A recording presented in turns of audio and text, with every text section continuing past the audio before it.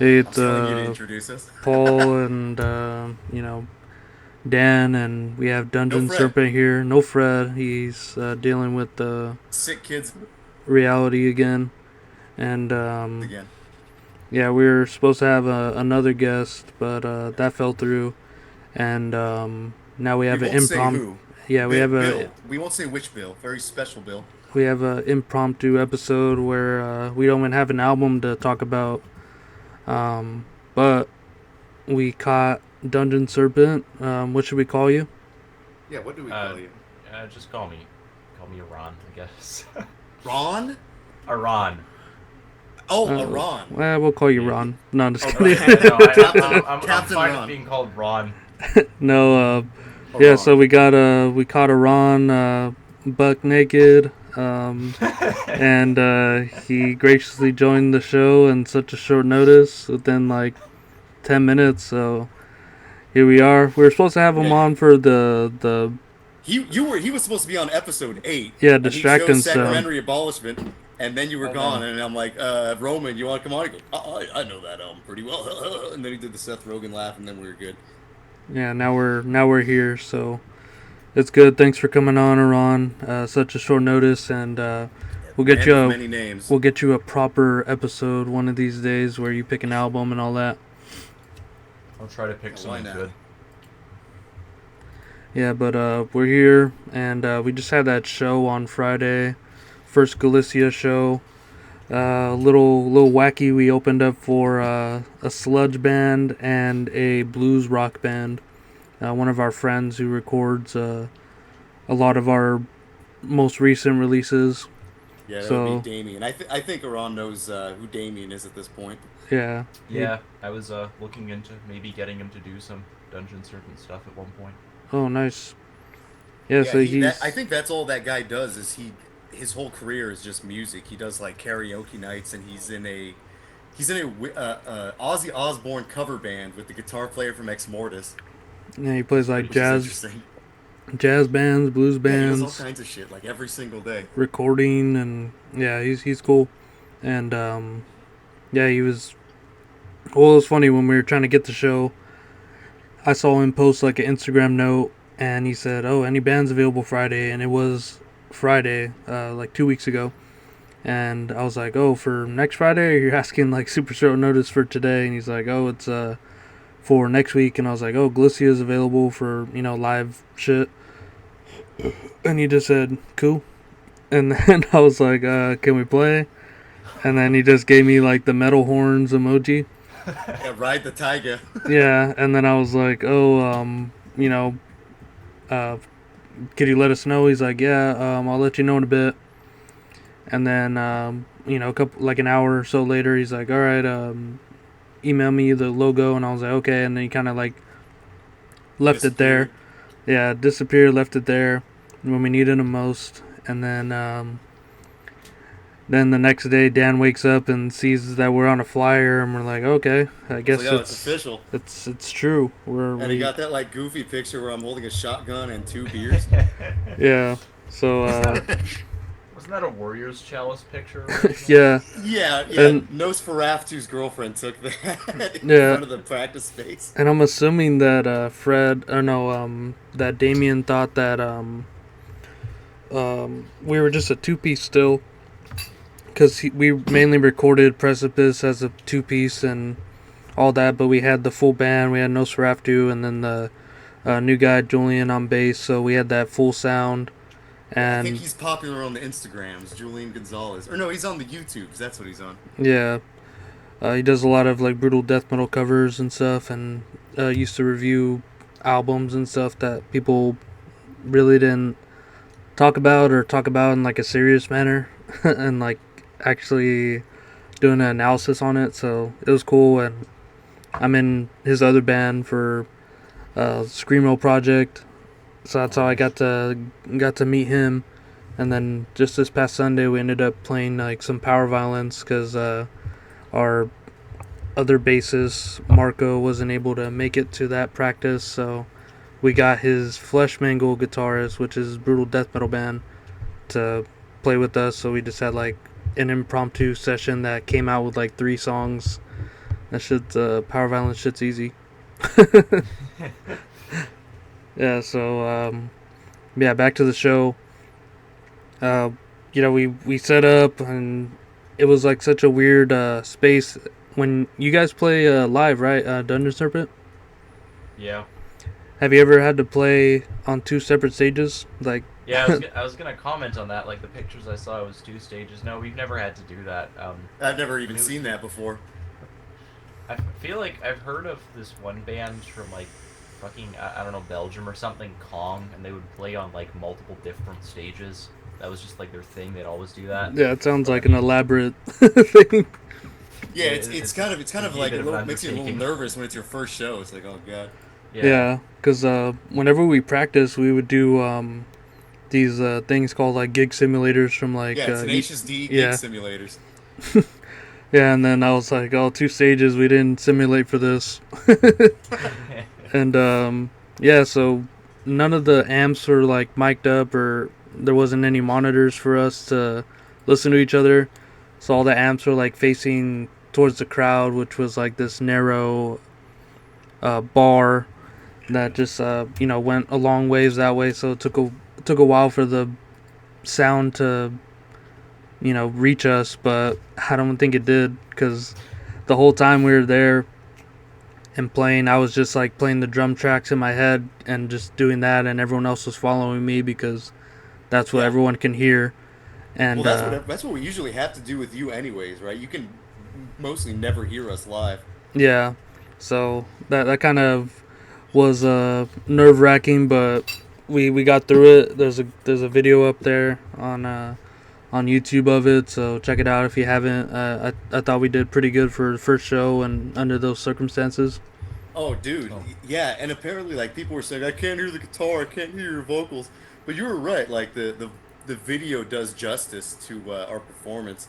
Yeah, Like honestly, watching the video and like hearing the sounds that were coming out of that, I'd say we're pretty damn close to mastering like our sound. We're like basically there.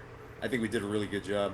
yeah, and I think it's just gonna get better, especially with the mic that I bought, because we had I'm doing the backing vocals, which is like the screams and like the death metal vocals on Precipice, and we had a janky setup, so I had the mic set up right in between my crash and my hi hat, so it was just like getting in the way of a lot of beats and stuff. So like by like the halfway through the second song, I just like gave up and got it out of the way, because it was just like I'd rather play the drums and instruments right, better than trying to do both mediocre.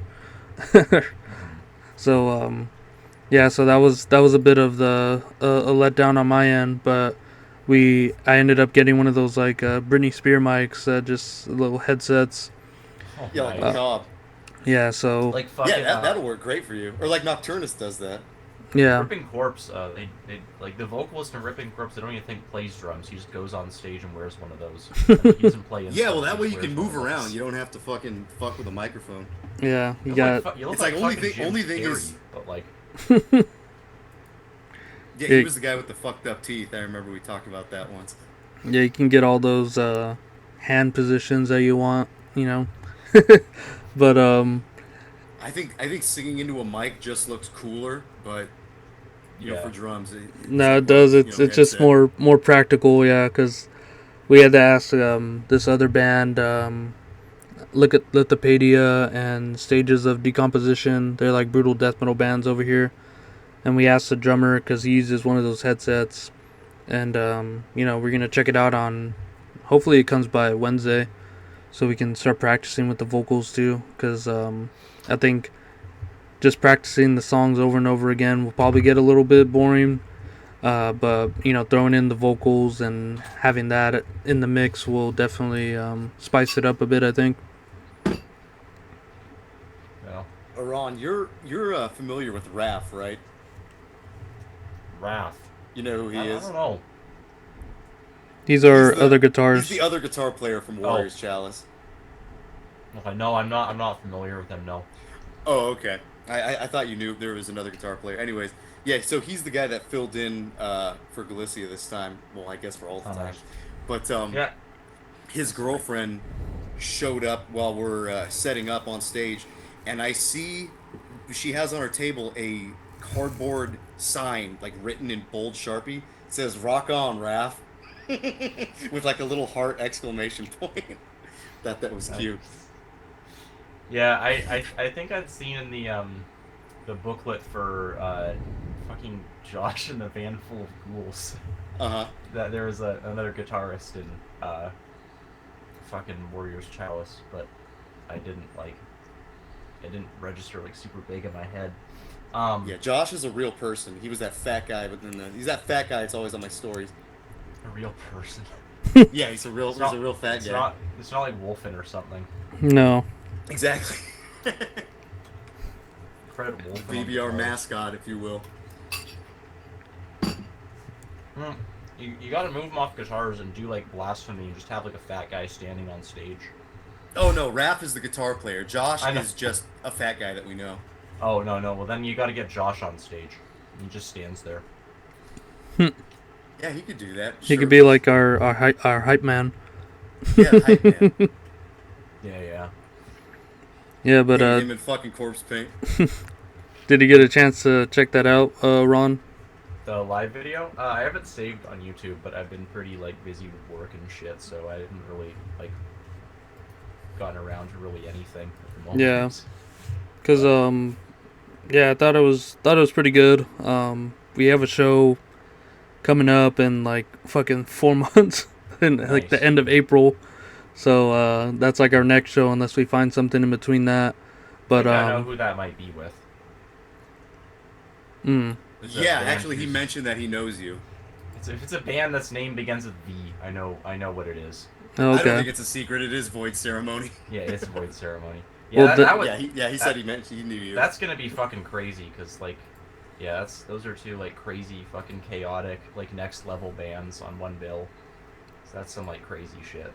yeah, he's saying that there's gonna be like some shows coming up that he's planning to come closer to us.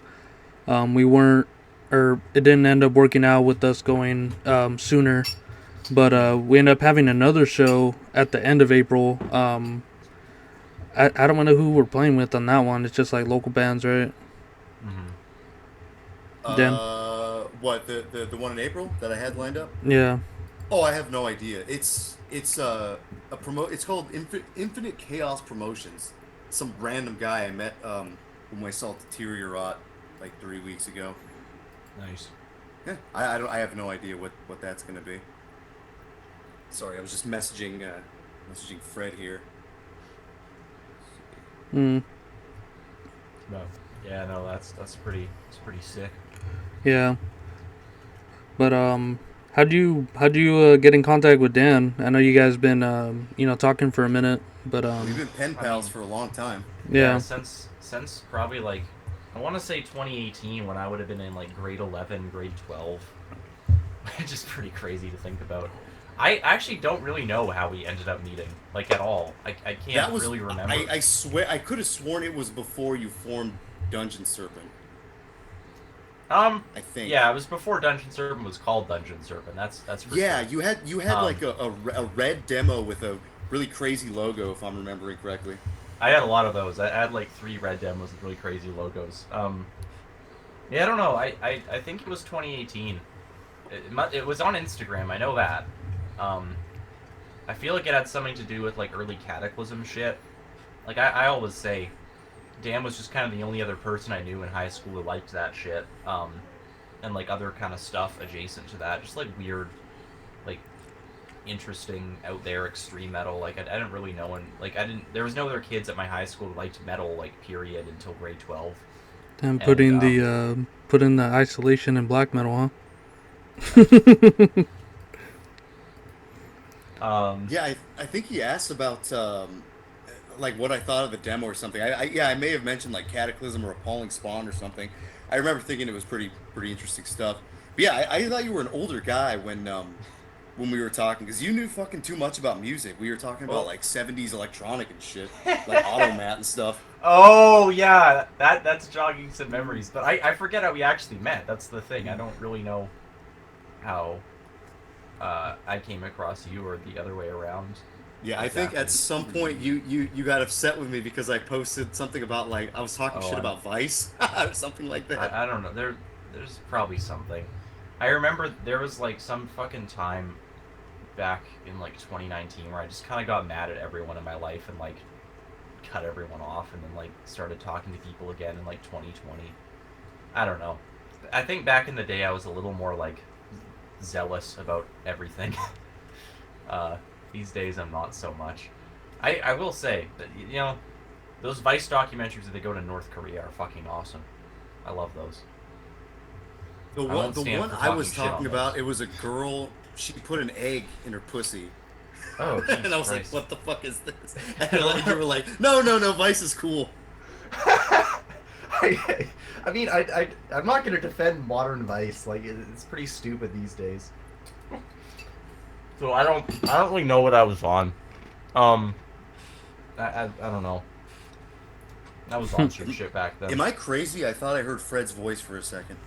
Yeah, you're Oh, crazy. Am I? Yeah, he's not here. I swear I thought I heard his Canadian laugh. Maybe that was just Arawn's Canadian laugh. I'm also Canadian, so you Right, know. right. Well, I That think might you guys be are it. on the other side, or you guys are on the opposite sides of the countries, if I'm He's from not Toronto, mistaken. if I know correct. I'm Yes, Yeah, Toronto. His address yeah. is. No, just kidding. His address, yeah, give him his address. Give his last name too. well, he's from the 6, buddy, eh? He's from the fucking 6, eh? Yeah, Anyway. Dean, dog fucker. Dog, but Yeah, I don't know. but- You're Canadian. You must know who. What was that movie called? Fubar. You must know what that is. Oh yeah, no, I remember actually. So there's this like film festival thing that would come to my high school sometimes, and like I remember they'd give us like this booklet of films, and like in theory you could choose any one. I mean they were only showing like 10 of them, and Fubar was on one of those. I'm like, fuck, I want to watch this, and that obviously was not showing to a high school. I don't think that would have really resonated with high schoolers in, 2019. Yeah. I'm more I like don't think the high second schoolers in Fubar. 2019 were on that shit. Yeah, I like the second Fubar. The first one's a little bit too indie for me. I don't really care for that one too much. Second one's more like an actual movie. I like that one. What's the one I've I've seen? That's the second one. Oh, okay. That's like the high quality one where they go to the big mall and they're like working for the they're like welding or something. I don't even remember. Yeah, I just remember seeing one. I didn't even know that there was two. Yeah, I've never. Yeah, I've never the one that watched we it, used to watch all the time was the second one. Mm. but I know of Fubar. Yeah, I knew there was some sort of Canadian staple. Yeah, kind of. I think I more just knew it from that like fucking high school thing. Yeah, but since we have you here, dude, why don't you give you kind of started with the demo thing, but why don't you give us a rundown of if I'm sure most people listening know who you are, but if they don't, you give us a rundown of Dungeon Serpent. What are you guys all about? Who is Arawn? Who Yeah, is The how man did- behind the music. Yeah, how to start, blah, blah, blah. Oh, Blah, yeah. blah, yeah, let's go, buddy. Okay, yeah. There's a lot of stuff to go over. That's Uh, okay. I don't know.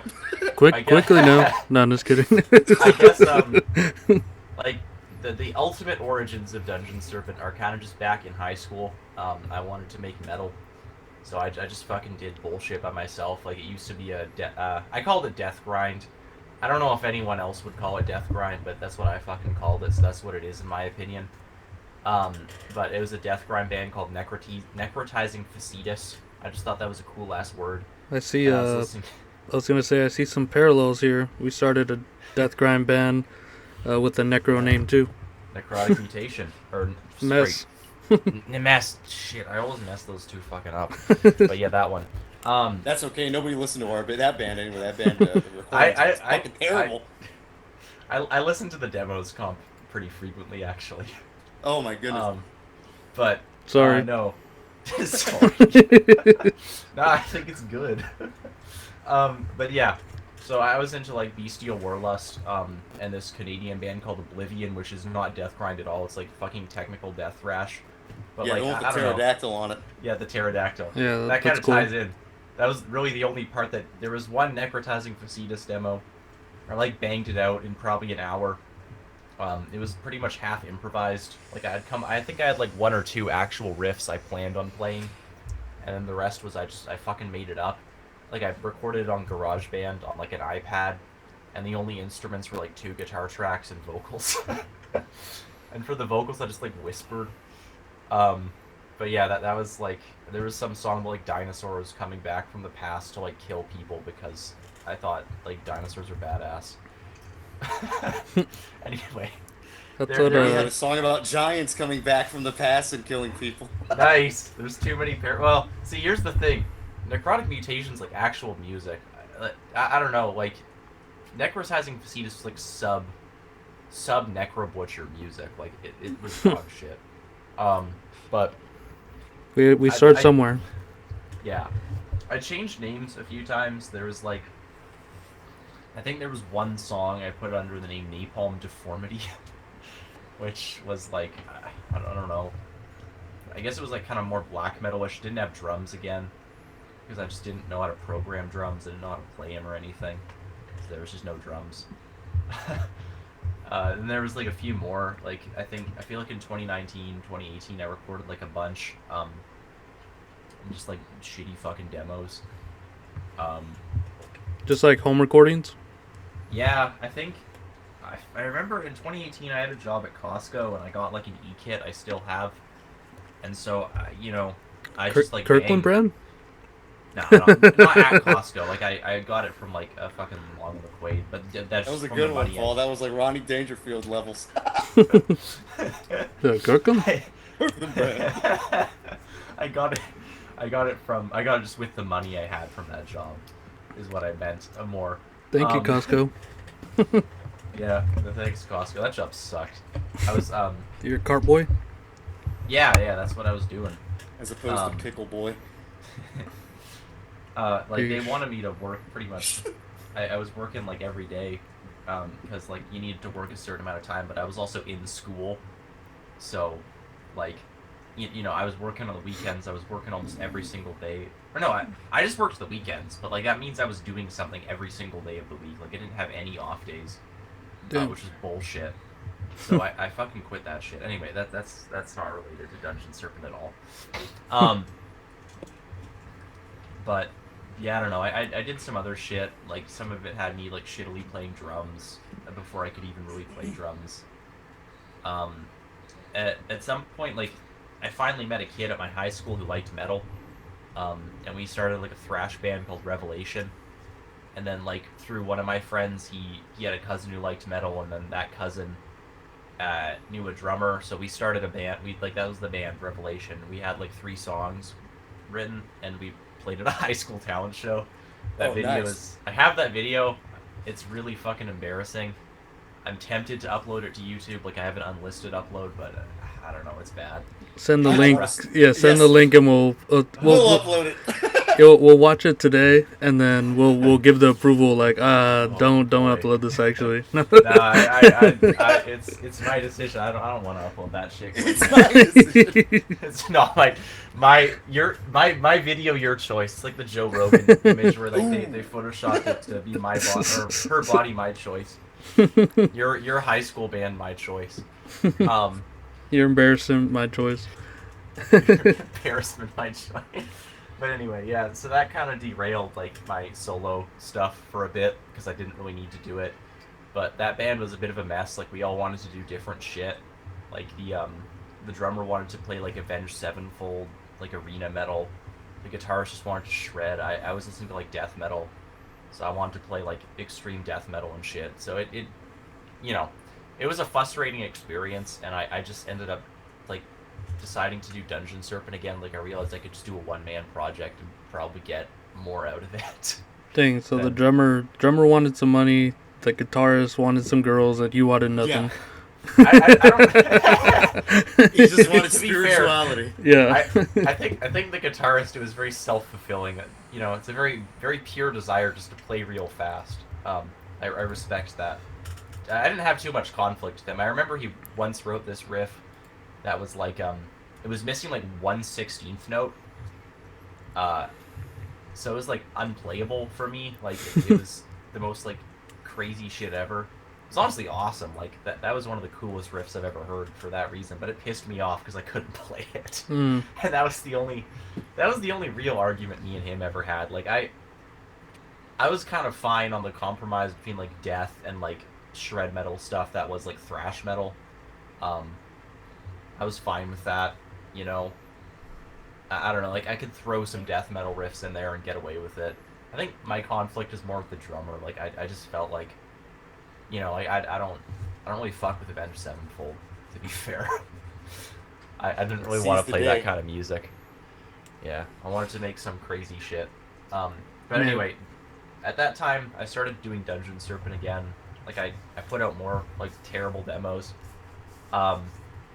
There was one that was kind of alright. I remember I put this out probably... Well, okay.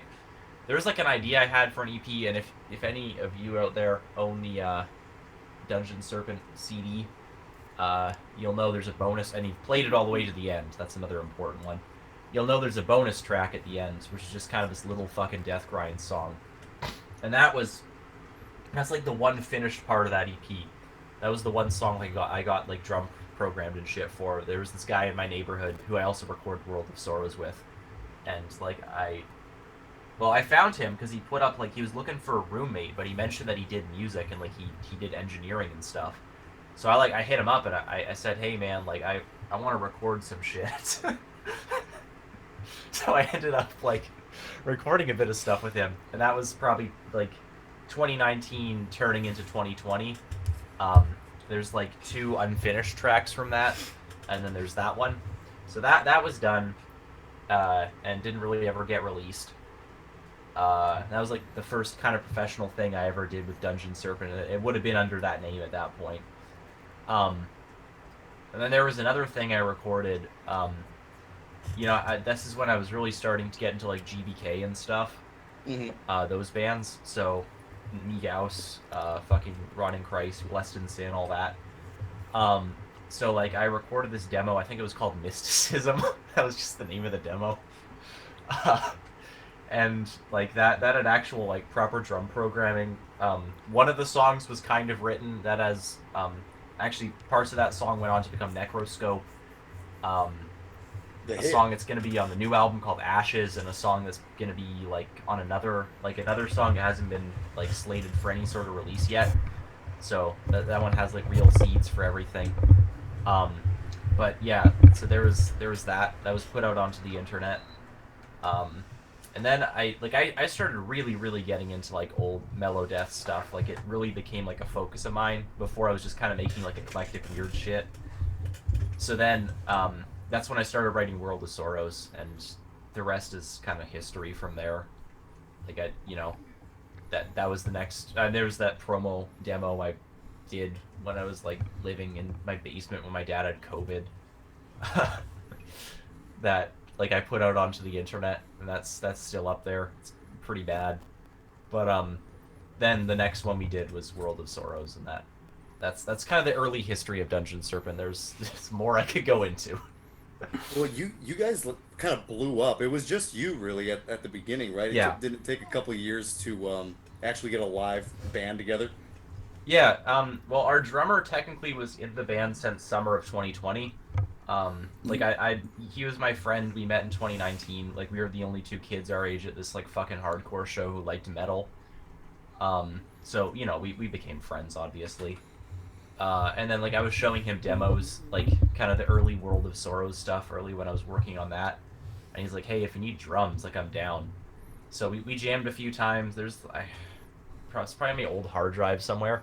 But there's a video of us jamming Decay all the way back then. But then like you know COVID got real bad, and then work happened for both of us. Like we were both, you know, we had jobs at that time, and I just ended up like doing the fucking thing with programmed drums. But then we like, you know, post the album coming out, like we started rehearsing again. And like at that time, I got the bassist from Revelation to join, and then this girl I knew, who, yeah, I'm not gonna go into any more of that. But this girl I knew, uh, and we started playing live, or we started rehearsing, and it took us a really long time to get like a fucking live show together. We didn't really know anyone, like we weren't really connected to anyone in the scene at that time. Uh, like the first seeds of us getting a show is back in like 2020 before COVID hit and all that shit. I went to see Chthonic Deity, that one like side project of like some blood incantation and ascended dead dudes, because it was like one of the only, it was like pretty much the only like all ages death metal gig that year, like, or that had been in a while. And I met this one woman there. She was wearing like a some fucking goth band I forget the name of that I liked, um, Drab Majesty. So I just talked to her about that, and then me and the guitarist Repenter, we were hanging out. We went to this, we both turned like of age to actually go to gigs, and fucking Antediluvian and shit were playing. So we went and saw that, and then that woman recognized me and ended up introducing me to a few people, like her at the time boyfriend and the drummer in Ceremonial Bloodbath. So that was the first people I ever met in the scene. I think Covenant Festival had asked us to play back in like 2021, but we weren't ready yet, and like it was a while till they had another one of those. So, but yeah, like it took us a really long time to get our first gig. Like Degraved from Seattle had asked us to play something, but then that kind of fell through because like we just couldn't get a venue. All the venues would just kind of like bitch out and like fucking ghost us. Like there was this one venue that was going at the time, Bullet Farm, and like I sent them an email and they just never fucking responded. We had to like talk to them, like when we were at the venue, me and Repenter, we had to talk to them in person, and they're still like, oh yeah, like it's a few months off if there's any availability.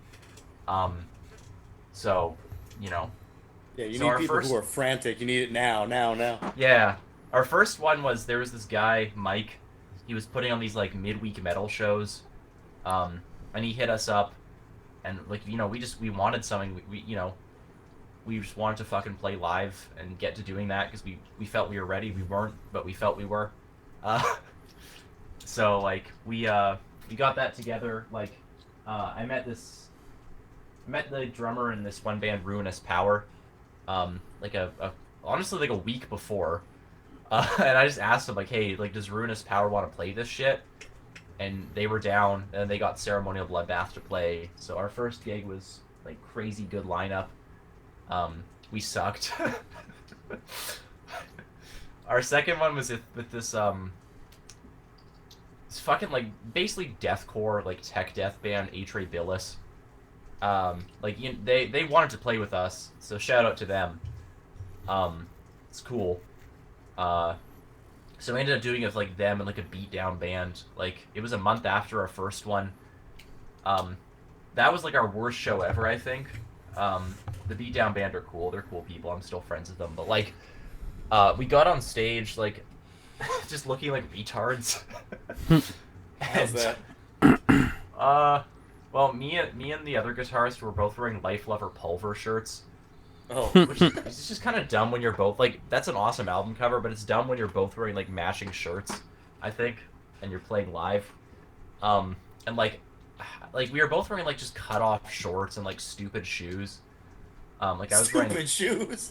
Just really stupid. I can send you the pictures sometimes. Like we looked dumb. It was a stupid idea to do that one. So we after that we took a break from playing shows. And then we did some more. We got an offer to play a festival in Chicago, and so we managed to play Chicago as our like 5th gig. Damn. Which is crazy. That is that's still pretty unreal. That was awesome. That festival was awesome. Yeah, I always wonder about that. Does somebody pay for your plane tickets, or do you guys have to take care of that yourselves? At most festivals, you have to pay for the plane tickets. Yeah. Somehow we got ours paid for. Like the guy who runs Metal Threat, I don't know. I guess he's pretty ride or die for that shit. he paid for them. That was pretty crazy. Damn. Like that's some of the money would stuff normally in do. these metal shows is a total mystery to me. I don't know how Well, anybody makes I any mean, money. you know, apparently, like the last metal threat, he like spent all his money on it, and his wife left him and shit. So, Damn. Oh, so it goes like that. Well, that happened not with the Julian, best too, you know. idea. Yeah, some of these promoters just like go bankrupt. Yeah, it's I don't know, it's a balancing act, like. That's But crazy. there's a lot of money that goes into like a metal festival. It's a pretty crazy undertaking. Yeah, because that one in particular, they bring like so many fucking overseas bands. There's so many bands. Period. Yeah. Like, I think the one after we played had like even more fucking bands than the one we played, and the one we played was like 40 bands. It was insane. I mean, granted, a few of those bands are like kind of the same members. Like, I think they, like, Imprecation and Trenchant have some overlap, and both those bands were playing. I missed Trenchant, which I'm still pissed off about because that band's really good. I think their album's like one of the best in the last 5 years, in my opinion. But like, That's the one with the helmet on it, right? yeah, the helmet with like the inverted cross and shit. Yeah, I always see you post that one. I think I checked it out for a minute. I may have to go in depth with that one a little bit. I'm Well, not I'm my not too learned about newer shit. I mean, yeah, I guess it is newer relatively. Like, it came out the same year Dungeon Serpent came out, but like, I guess, damn, that's like 4 years ago at this point. I still consider all that to be new. Yeah, that's fair. Yeah, it's I mean, like J Dog. He's all, yo, 2018. He said that was Back in that was. 2018. He's all, that was a couple fucking days ago, bro. why did you make J Dog sound like a fucking pimp? That's the way he says it when he goes back in 2022. That's what Yeah. he says it. He said that was just a couple of days ago, bro. That almost did sound like a pimp. It almost sounded like a pimp named Slickback. Oh, that's a good one. That is a good fucking joke in that show. A pimp named I think that was Slipback every time. You have to say it Slickback, every yeah. time. Cat Williams. It's a good show. But yeah, fucking, we played that. We just kind of stopped playing shows after that point. We changed drummers. And then like there was just kind of a big gap where me and our current drummer, because they're from the States, we're trying to get some shit together. And then like we played one show this summer when Sacramentum came with just one of our friends filled in on drums. And Oh we just yeah, played, you like, guys world- did get to open for Sacramento. That's cool. That was pretty crazy. That was pretty awesome. People Yeah, in we Vancouver caught kinda them in the suck about L.A. that. area. That was pretty fun. The guy was like, I don't know, he was acting like a wizard. The fucking vocalist. Yeah, he does that on stage. But yeah, like it was turnout. I mean, like it had to get moved to a different venue because people just wouldn't fucking show up. I guess people in Vancouver just don't really like that shit, which is just kind of a bummer. I don't know. I don't know what people in Vancouver like. I don't pay attention. I don't really care. Like a lot of Vancouver metal bands are just kind of like, yeah, not my thing. Boo. But like, yeah, that was pretty cool. So we broke our embargo on shows for like one gig. But yeah, it's just kind of me and the other drummer like grinding out the new material. Actually, maybe I shouldn't say this. It's gonna like jinx me or something. But in 2 weeks, we're starting recording for the next album. I'm going down to Portland. We're tracking drums. So that's pretty dope. Oh yeah. It's How come been you're a going so really far long to do time that? coming. What? I said, how come you're going so far to do that? Well, Well, it's like a second away now from Vancouver. because the drummer's from Portland. Mm. Okay, so you guys are meeting him down there. Yeah, we gotta. Okay. Well, it's just me. I'm Just doing you. most of the stuff on this album. Right, yeah, right on. But I was kind of curious. I didn't know if we were coming back or not. I see No, on we are. Instagram you're always working on stuff.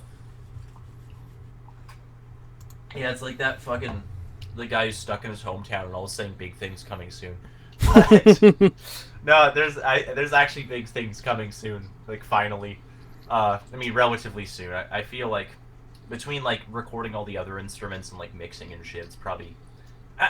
I'm not gonna do that. I'm not gonna say when it like. Oh, it might be out then. It'll be out when it's out. It'll be There out you when go. it's out. That's right. Yeah, but the big thing is the ball is rolling now. Like we got shit booked in. it's pretty crazy. Like, it doesn't really feel real. I've been working on like this single album for so long. It's just kind of funny thinking I'm gonna have it like out from under my ass finally and just like out in the world. And If people I'm will be able remembering to, correctly, it was Nameless Graves that was your main label, right? Yeah, they put out the first album. They're not putting out this one, not because they dropped us or anything. We moved on to a bigger label. Again, I'm not gonna say who quite yet. Oh, good, 'Cause, like, good. But like it, I don't know. I'm pretty happy that we got on that label, like a bigger label. You could Because say you're coming out on Bunsen burner. No, I'm just kidding. yeah, no, exactly. I'm coming out on Bunsen burner. Yeah, I forgot we were a label, to be quite honest. Can't remember the last time we put something out. I don't even remember. Big things coming. Things But coming. yeah, Limited to there's a- 50 copies. There's a split we recorded like 2 years ago, in 2022. That should I? It might be coming out soon. I'm gonna say might. Like it. Yeah, I'm gonna leave it at might. It So might you be have all the coming out material. soon. It's ready to go. No. Like this has been like mixed and mastered since last summer. Damn. Okay. I know who it's with. I won't say. I remember you mentioned this to me. Yeah. Have I mentioned it? Yeah. But yeah. I might have mentioned a while ago. It might be someone different now. But like, it took us forever to find a label. But like, yeah. I'm not gonna jinx myself. I feel like I've done this in the past. Where I'm like, yeah, this is coming out soon, and then some bullshit happens and it isn't. Yeah, it always happens like that. It's like it's just better to when it's Yeah. like, actually, like physically there or whatever. It's like, Yeah, all right, then you can talk about it. once there's a tangible release date, that's kind of when you like start saying shit, I think. Yeah. But like, yeah, we might have a split coming out soon. That's I mean, the split was announced. Like we've said who it's with and shit. Like it's out there on the internet that we're doing a split with Sacrilegion and shit. But like, Yeah, that was the one. it was so long ago. Yeah, I think we got that that little Yeah. flyer promotional thing on Oh yeah. on our I in forgot our band room. I put that up in Nice. the rehearsal room. Sick. Yeah, I don't know. I feel bad because like I printed all those out and like I put effort into doing that, and I feel like probably half the people I sent it to probably just like threw it out. Well, I But, think like- the same thing happened. Nuclear War Now. The Sacrifix album never came out. Yeah, I was about to bring that up. I was like, That's you such don't have to worry. bullshit. You don't have to worry. Sacrifix Yeah. is still in the works. No, it got announced they broke up, which is just like total Nah. bullshit. Like I like them. They were cool. That first the Yeah. demo and the album were really Cracking. good. I've never gotten totally into the demo. It's been so long since I listened to it, but the album, yeah, that album's like, I'm tempted to say that's like a modern classic. I think No, it is. Yeah, definitely. that's an amazing album. If you guys are It- listening, release that shit. Yeah. Oi, mate, release that shit. Oi, cunt. I can't do it. What are you talking about? What are you talking about? Yeah, there you go. But, yeah, that band's cool, but yeah. When I don't know, first heard them, I didn't even realize that Argus Slant was like a big part of their sound. I was just like, oh, Verathron, Rotting Christ, but they're making it Yeah. more. I mean, they have mentioned Argo Slant, but I do feel like that gets. I mean, I feel like that just gets played up. There's a lot of people who play that shit up when like a band kind of sounds like even Dungeon Serpent. There's people who say like, oh, this is total Argo Slant worship. It's like, I don't really think it is very. no, much. it isn't. I Yeah, Well, when I mean, I I don't when know I if first this is- when I first heard No, your go ahead, stuff, I Paul. was like, okay, this is good Edge of Sanity. I hadn't heard I that thought it band just said me until too. I hadn't heard that band until like summer of 2021. Actually, Hmm. Oh man. we have a cover of that of an Edge of Sanity song on the split actually. Oh, okay. But I hadn't really heard of them until like a certain point after the first album. But Was Intestinal yeah. Ballism, was that mentioned in your like for fans of thing? Oh yeah, of course. Was it? Okay, yeah, because there's That a was a ton of big solos influence. that remind me of that. Yeah, I mean like Argo Slant is an influence, obviously. I'm not about to say it wasn't. It was. Like, I'm that's kind of what wearing got their me shirt into it. right now. You got the shirt right now, okay. I'm wearing a sadistic intent shirt. I have a City Pop shirt with some City Pop on it. Nice. Tis off day. But I yeah. hardly ever wear metal shirts. Till I wear them to shows. That's like it. I don't really wear metal shirts on my in my regular life. I feel like I don't know. I'm trying to get less metal shirts. like, I don't know. I like wearing more like punk or like screamo shirts these days.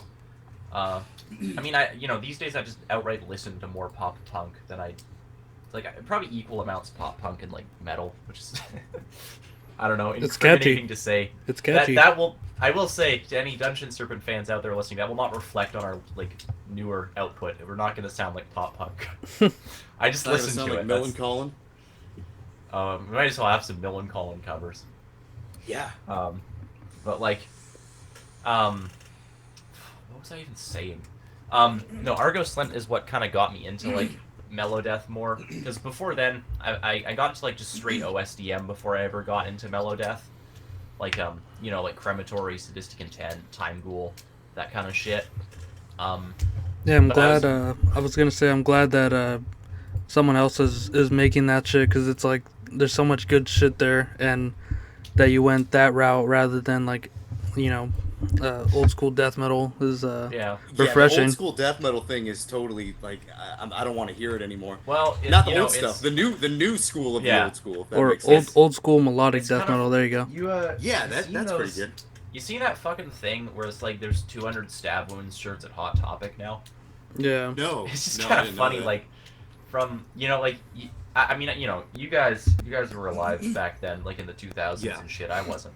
I mean, I was alive in the 2000s, but I wasn't old enough to be listening to metal. But like, you think back to the origins of like kind of OSDM and shit with like Repugnant and all those bands, or even like kind of the late 2000s with like I don't know, Crypts, Horrendous, all that kind of shit. Yeah. Those are like the two most random bands I could mention. I'm sure there's better like new OSDM bands I could say, but that's just what came to mind. But like you think back to that and how that was kind of a reaction to like how death metal was and like fucking deathcore and Hot Topic shit.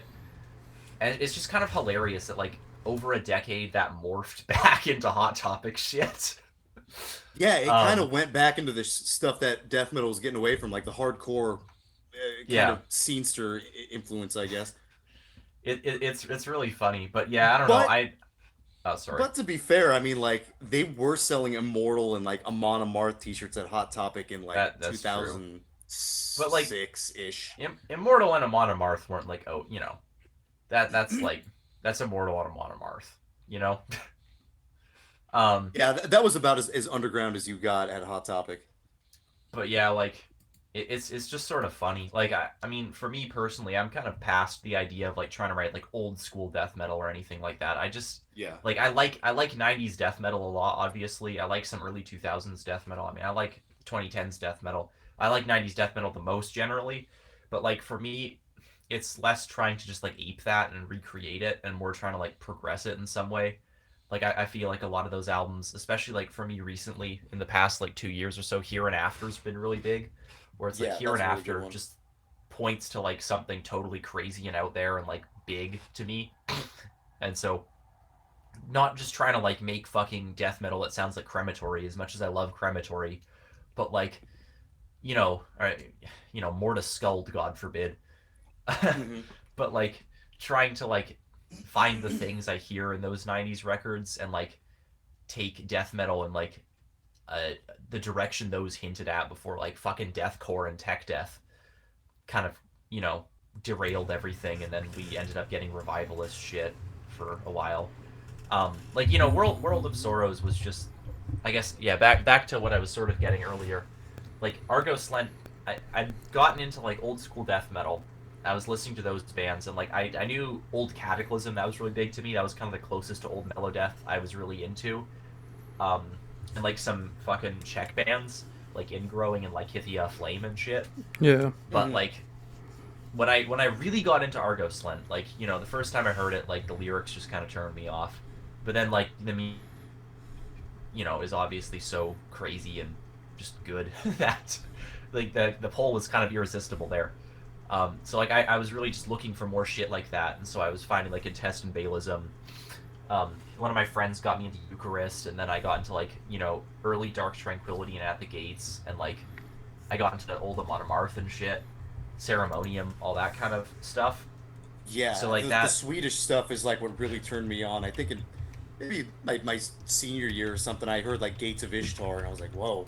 Nice. Melodeath can be actually pretty interesting here. Yeah. So it was those kind of galvanized me, and so I think one thing like as important as Argos Lent is musically to Dungeon Serpent, and like even I guess aesthetically with that sounds really bad to say, but like with the classical painting and shit on the Right, cover right, of right. that album, that Well, kind of like aesthetically, they that. don't really have anything that's Yeah. like I mean, racy or when you anything. look at this, It's when you pretty look at much the just the CD lyrics. booklets, they have some pretty fucked up shit. But like, I uh, have one of their CDs. I don't remember what's inside. Oh, you know what? I just remembered something. I remember a slave ship. Okay. yeah. Incorrigible has like just like a cross section of a slave. That kind of makes me uncomfortable to look at because it kind of makes you realize how horrific that stuff was. But like anyway, that that that sort of got me going in that direction. But like the Swedish stuff was really big, and Test and Balism too, and just like like the OSDM stuff I was listening to before that, and also Greek black metal, like those. I think you need all of those to make Dungeon Serpent. It's not just Argos Lent worship. We're not just like that's not the only thing I listen to. Like Yeah. there's a lot of stuff I listen to, and there's a lot of stuff that even as like kind of I relatively compared to the stuff I've done since narrow World of Sorrows is, like how kind of focused it is on one sound, it's still like a little like there's a little more going on. It's building on things a little more than you know just like House of Atreus or something is. Yeah, it's just everyone's, just surrounded by that sort of stuff, in the most recent years. So it's like whenever they hear something remotely, similar, they're just like, oh, that's that. They're Yeah. just another worship band. Well, It's I like, feel no. like people do this a lot where like they'll have something they just sort of compare everything to. Yeah. And I guess that's fine, but like, there's a while where I didn't really listen to Argos Lent just because the circle jerk got so annoying and everyone's just like, oh, this is fucking slenty death metal. Oh my god, gang Yeah, slent. I get that too. It's annoying already. I'm sick of hearing about it. It was really annoying, and like I mean, it's an awesome band. I hate to say it, it's my favorite band. But like, there was just a year where I didn't listen to it because it was so annoying. Yeah. Just everything around it. And like obviously because of the fucking lyrics, it attracts some pretty annoying people. So, but like that's still obviously like I feel like to me, in some ways they represent like the platonic ideal of what I want a metal band to be, where like it's just like maybe not the newest one. There's some kind of stinkers on that album, but like overall, I was disappointed by the newest one too. I don't even recall most of the songs. I like the newest one. Like realistically, it was still my favorite album of 2023. Just I don't know. I just like Yeah, it. if you But just there's put two- out, you just put out an Argoslin album, it's gonna be, good for the fans. Yeah, there was two songs where I felt like they were taking like at their core like the songs. They felt like they were taking a 3-minute song and stretching it out to like 6 minutes. No, seriously, which I yeah. don't- There's a lot of shit that was like dragging on, and it was really, and it was like mid tempo too, which was something I'm not Oh, really yeah. attracted to. So I'm fine with this, like Timer and Bacterium and Curse of San Domingo. I'm good with those songs. The two like more mid-paced ones, I feel like they did it well enough. But Terra Nullis was pretty disappointing. Like that one is really just like a fucking 3-minute song stretched to 6 minutes. I'm not gonna say the title of this one out loud. How many songs is 1, 2, 3, 4, 5, 6? Yeah, track 7 is also like kind of just like it has some really good riffs, but it just feels like really stock and lazy by their standards. But on their other releases, I feel like a band that puts a lot of effort into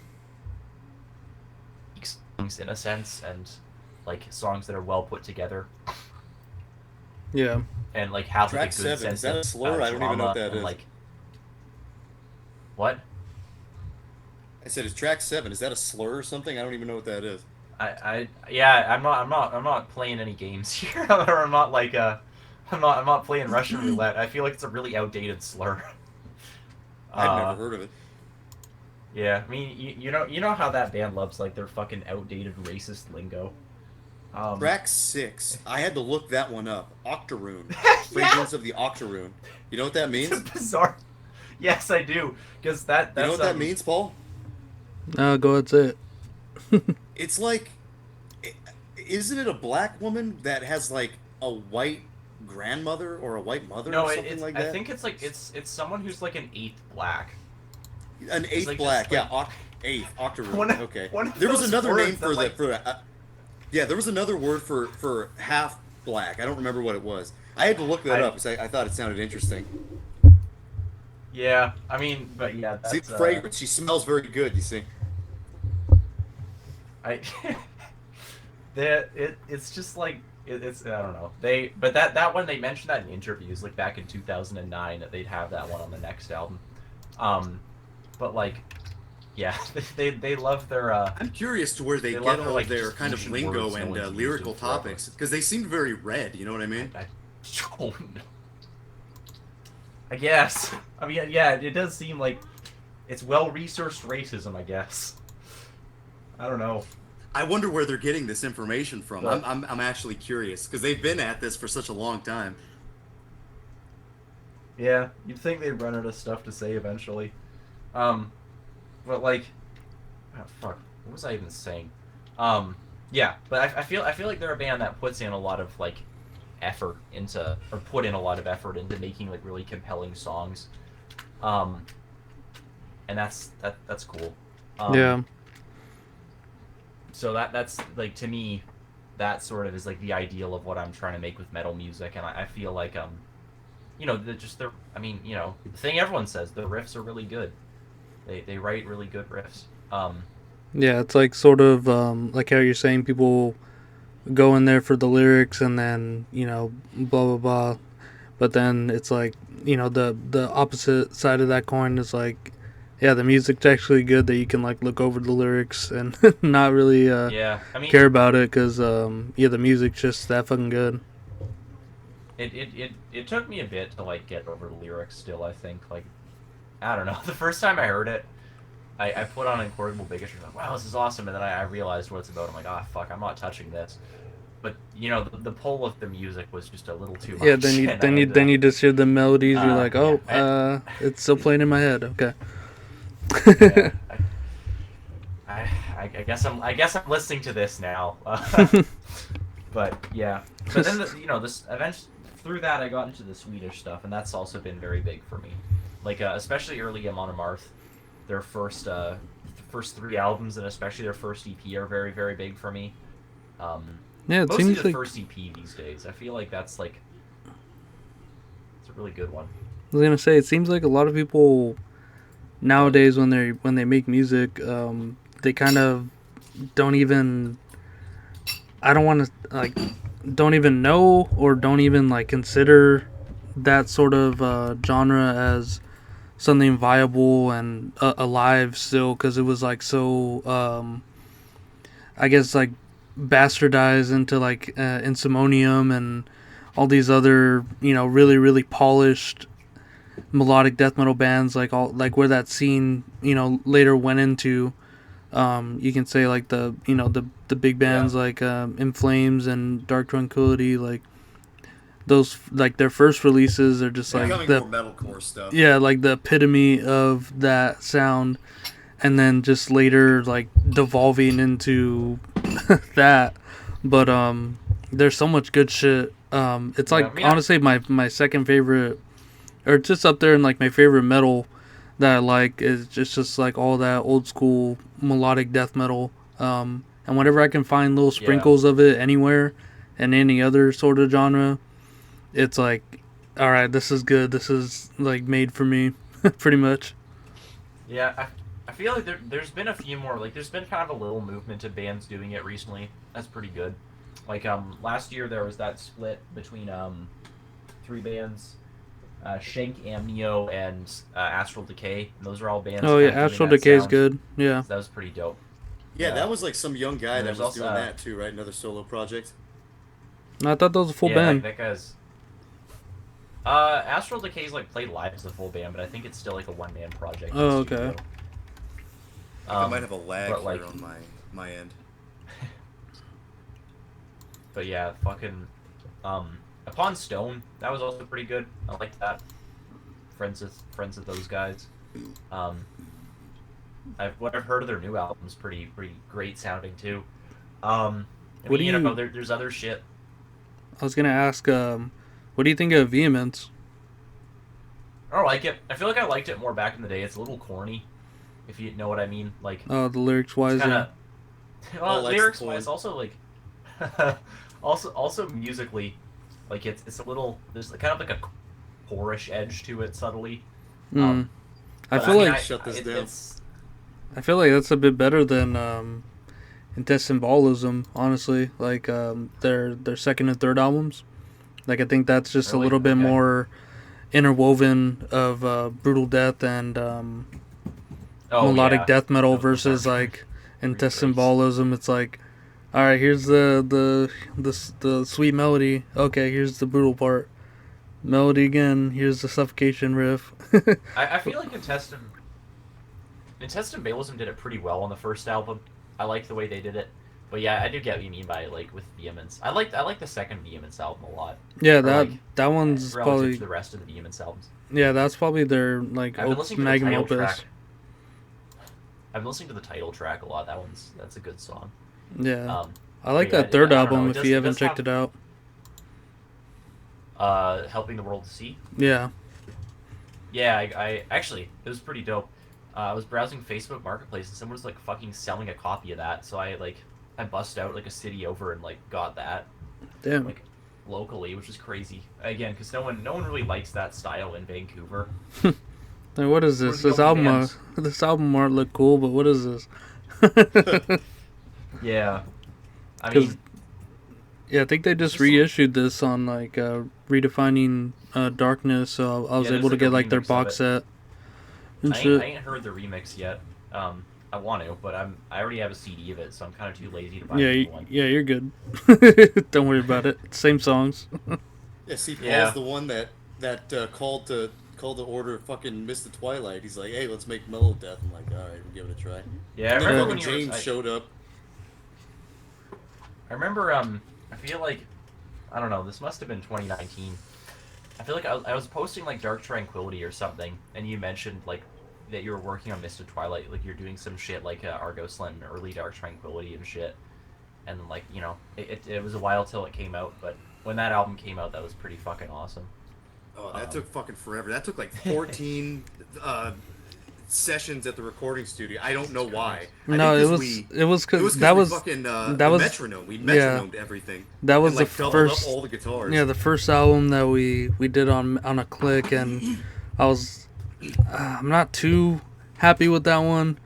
Not too happy with the releases we've done with that band, just because of how restricting it was. The I other was- members forced us on a click track, basically. I was supposed to be. I'm supposed to be doing a lot more wild shit on the drums, but mean- I had to be restricted to the to the click. It always felt pretty organic and shit to me, so I'm surprised it was a click. But, like, yeah, I mean, that's a fucking awesome album. Yeah, I was like, I feel like when Dan mentions that you like it and you listen to it, so I'm like, are you the only one that likes it? Yeah, no one else gives a shit about it. Because I didn't feel hear so anybody happy about that, it. that Arawn is the one who's listening to our shit. Well, Well, he's I- posting I- Warriors Chalice. I'm like, somebody's listening. I'll share I'll share it around every once in a while. Like, I'll send it to friends. Like, I'll send them Mist of Twilight. I'm like, this is the best Melodeath album that's come out in the last 5 years. They're like, this so sucks. yeah. They're like, I hope oh, they was don't he say on the? that. He's like, what? Are they on a click? Come on. What are they on a click? What does it sound like? It don't sound robotic. But yeah, that's a pretty sick album. Yeah, thanks. Yeah, I think they came out. Yeah, I think they came out like kind of almost at the same time, didn't it? World of Sorrows and that one. Yeah. I think that one came out like same summer. Yeah, I think we were both I kind of remember on the being in same college when it came out. brainwave length or something. Yeah. I don't know. The new Dungeon Serpent stuff, I feel like it's still rooted in melodic death metal, but it's more like the first At the Gates album where it does like a lot of other shit as well. The second album. Is it kind of angular songwriting, like the way At the Gates is almost like atheist like jazzy or something? We're trying to. I'm trying to do some Angular stuff. Really? Okay, Um, so kind of progressive-ish. yeah, like I mean, again, Dawn of Possession. I mentioned that. That's big. Oh yeah. Um, I feel like that Dawn of Possession. Maybe people think of it as like a mostly dissonant album, and I guess it does have like a lot of dissonance, but it also has like some kind of melodic stuff. And I feel like for me, it's the trying to do like the contrast between melody and dissonance and like play with that a little more. Yeah. The second album's still very melodic most of the time. There's like a few kind of more dissonant parts, um, but overall, that one's still kind of in the same not in the same vein as World of Sorrows, but not like such a massive departure. But I mean, overall, I'm just trying to challenge myself and like push myself forward. Well, how long have And, like, you been playing guitar? Like since you've Oh, God. been like high school or? Yeah, like early on in high school, I would say.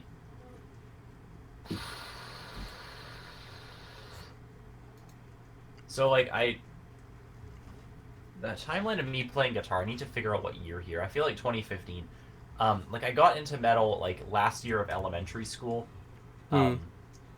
and we don't have middle school here for context. Um, so last year, elementary school, grade 7, I got into metal, and then like I feel like grade 7, grade 8, I started playing guitar, but I didn't really do it seriously.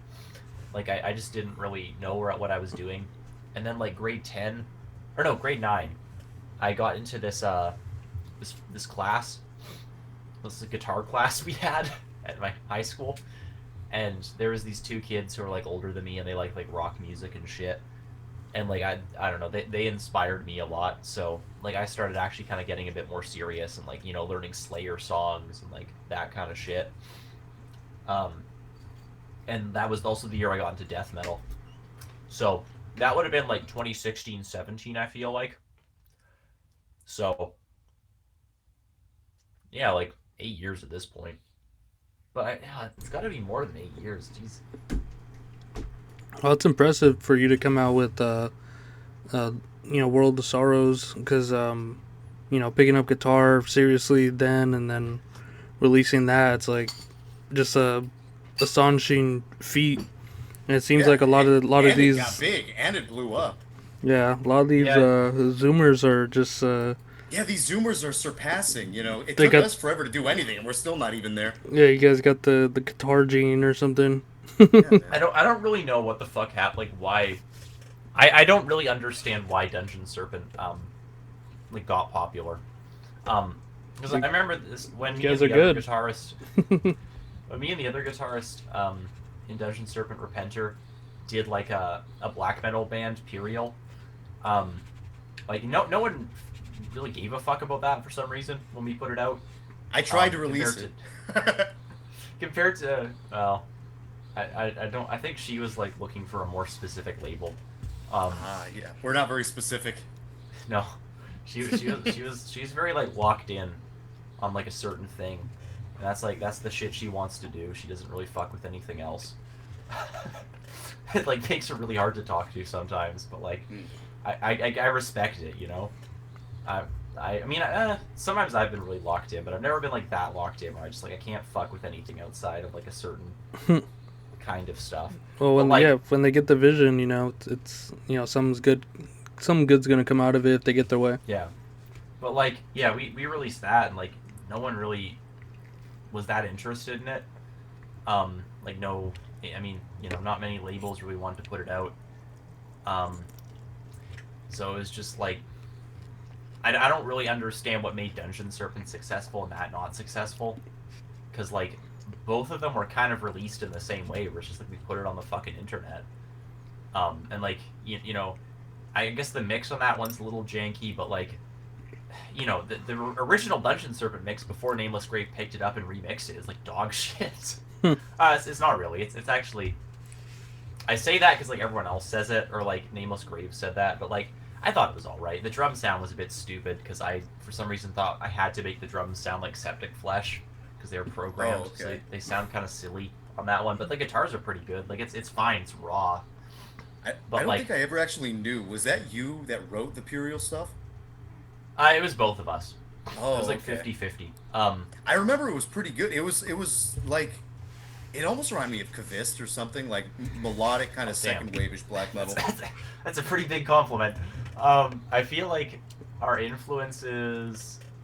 There's this one band she got me into called Seelan Viholinen from Finland. So like the idea was like, she was really into Finnish stuff back then. So it was like bands like Seelan Viholinen, Horna. Um, Man, there's like some other shit. I don't really like Finnish black metal that much, so I don't know all this shit. Like there's like some Departure Chandelier that was big. Demal, Vehemence from France, Hmm. Okay. just shit like that. And then on my end, like I don't know, like I'm not as big of a black metal fan, so my reference frame for black metal is a little weird. So it's just kind of the normal shit like GBK, Verathron, Rotting Christ, Sacramentum that Stuff was that sounds like influencing heavy me. metal. The basics, Yeah, basically. all you need. No. Uh, so it kind of came out sounding really weird because I think partway through like her tastes were kind of changing because now she listens to more like fucking Akitsa and shit. So like halfway through, I think we were starting to go, or like partway through somehow, it was starting to go in like a more punky direction a little bit. So like you can kind of hear the convergence of like kind of heavy metalish black metal, like kind of more like simplistic Finnish shit, kind of some punkiness. I mean, I'm very happy with that demo. Like it's a really cool demo EP thing. There's a lot of really good riffs we wrote for that. The vibe was really good when we were writing that one. Like I don't know, everything was really sick. Like I remember writing lyrics and stuff. Like we wrote about early Christianity and stuff. Uh, yeah, that was a really cool EP. And then we were kind of working on a full length or an EP or something to follow it up. Um, but then I don't know. At some point, she just started really not liking my ideas for whatever reason. I don't know. Like I'd bring a song and she's this fucking sucks. You don't understand black metal. And she's like, whatever, okay. There's one really good song she wrote. That would have been for that, and I have it on my computer somewhere, and it's like the sickest shit I've ever heard. And I wish it could be released someday or finished or whatever. She's not interested in doing that at all. But like it's there. Like I tell myself like in a decade I'll upload it to YouTube. You know, Yeah, you're gonna have it to. deserves to be out there. People should hear that song. It's really good. Yeah, like Um, Sandy Denny, she's gone solo. yeah, pretty much. Yeah, she has like a new band now. Um, there's like a demo from 2023. It's out there. I don't know if she want me to mention it because she's pretty elitist about the whole thing. But All right, Only- next we're gonna make a YouTube video about why metal elitism is not cool. yeah, my mental elitism's not good when I don't get to hear the demo. I posted it. Actually, you know what? Fuck it. You guys would already know about it. It's out there on the internet. It's just called Vermilion Eternity Karn. Like Karn is in the French word for carnage or whatever. Mm. But you know, it's just raw shit like a Akitsa. It's pretty solid. Just like raw to the point. But yeah. Apparently she's working on new stuff under a new name. I don't know when that'll come out. I'm sure eventually. She won't tell you now. You just leaked her project, man. Yeah. It's not like anybody's listening to this. Well, only Oh, you the shouldn't say that. only the real metal elitists are listening, so it's okay. Yeah, that cassette, I pressed it on cassette. I have mine like right here. It was just because I didn't have that many cassettes, and it was just kind of a promo meant for like friends and shit. I think the cassette's limited to 10 copies, so it's pretty cult. Like she's achieved what she's wanted to achieve. Like it's probably the cultest shit that's ever been like put out there. Nice. I remember there's this one band she showed me, and like the YouTube upload of it or whatever, like it says that like the demo was found in like a ditch or something.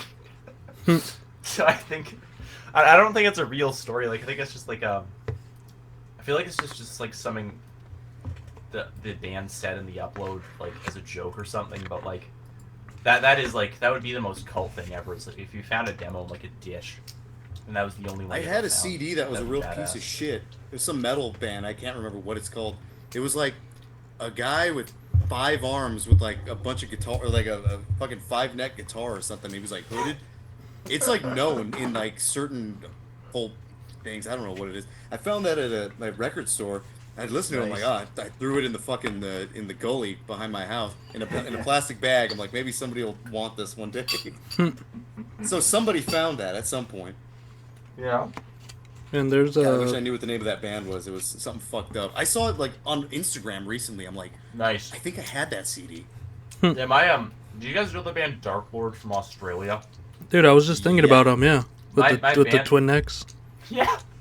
One of my bandmates, there's this band I play drums in, Doom Brigade, and like just on the way back from his place where we jam, he was showing me Dark Lord, and that was just the most ridiculous shit ever. It reminded me of the 5-neck guitar thing, like that. It was better in the car. Like I can't really listen to it outside of the car because it's just noise. Like You don't like that I one? don't even know. Well, no, Paul's I'm about not to saying shut this down again. I'm not No. saying I don't. I'm not saying I don't like it. I'm All saying right, it's it was just- good having you guys. No. No, just kidding. No, Paul, he's saying he doesn't like you because you like it. Oh, Oh. Oh! well, that's all right. No, it's just you can't really hear the music because of the way it's like done. But, like, Headphones, man, headphones. Well, I'm listening on headphones. It's brown noise. Clean your ears, bro. No. Yeah, it's my fault I can't hear it. Calling the guest bro again, huh, Paul? But it was badass in the car. That's my I don't know. There you go. What's a Car music. little bit Badass in the muffled. car. That's kind of like tough on the phone. Yeah. Once I can drive, I'm just gonna have a Dark Lord CD playing in my car all the time. Good luck. That shit's like $300. I'll just download it and burn it to a CDR. I think our guy Brain Smatcher has some bootlegs of it for like $10 or $5. Nice.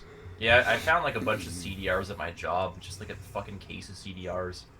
I just have those sitting in my locker. I'm gonna take them home when I quit next month. They're listening to this. They know. Oh no, I've already put in my leave of notice. They know already.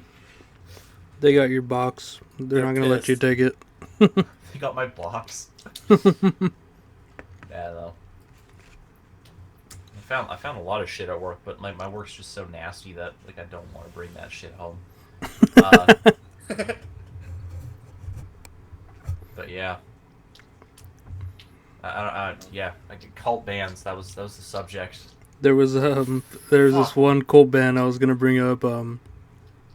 They're named after like some like I don't know, one sort of like Eastern European god, and they said that it was one man project, and it was in this remote village that still lived as like Vikings and stuff, and it like sold out really really quick, and then they came out with the story of like, oh yeah, it was just a sham, like you just bought that for the story, it wasn't like for the actual music. This village, they live like Vikings. Yeah. That's like some ghost bath shit where you pretend to be Chinese randomly. Yeah, they weren't Chinese. They were from like Washington or something. Yeah. Yeah, that's pretty funny. There's this, you know the fucking you know like the Onion gag where it's like the dude like going to Chinatown in like the most racist costume ever. There's like some meme I have where it's just like a screenshot of that and the Ghost Bath logo edited over it. Oh. I just remember Huell Hauser going into Thai town and they meet Thai Elvis. I've never seen that. You ever seen Huell Hauser? No. I think I brought him up to you for some reason. Oh, that's the Maybe. California Public Access guy. Oh yeah. I feel like I'm vaguely remembering this. It's on YouTube. It's real wholesome stuff. I imagine. Thai Elvis is quite the phrase. I don't know. Elvis is a real. I don't know. Elvis. Yeah, he was Apparently at our show. Did you see Elvis that? was at your show. Did you see that picture? Dan? Oh yeah. picture. I think I'm remembering. By Julian, there's like a fucking Elvis like portrait on the wall. No, I didn't see that. Fucking Like a You know- bug shot. you guys know like the later Fall of the Leaf albums? Yeah. Okay, have you ever like gone on their Last FM page and like just read the write up on the Fall of the Leaf Last FM page? No. Okay, well it's written by the vocalist and it's like fucking reads like he's schizophrenic.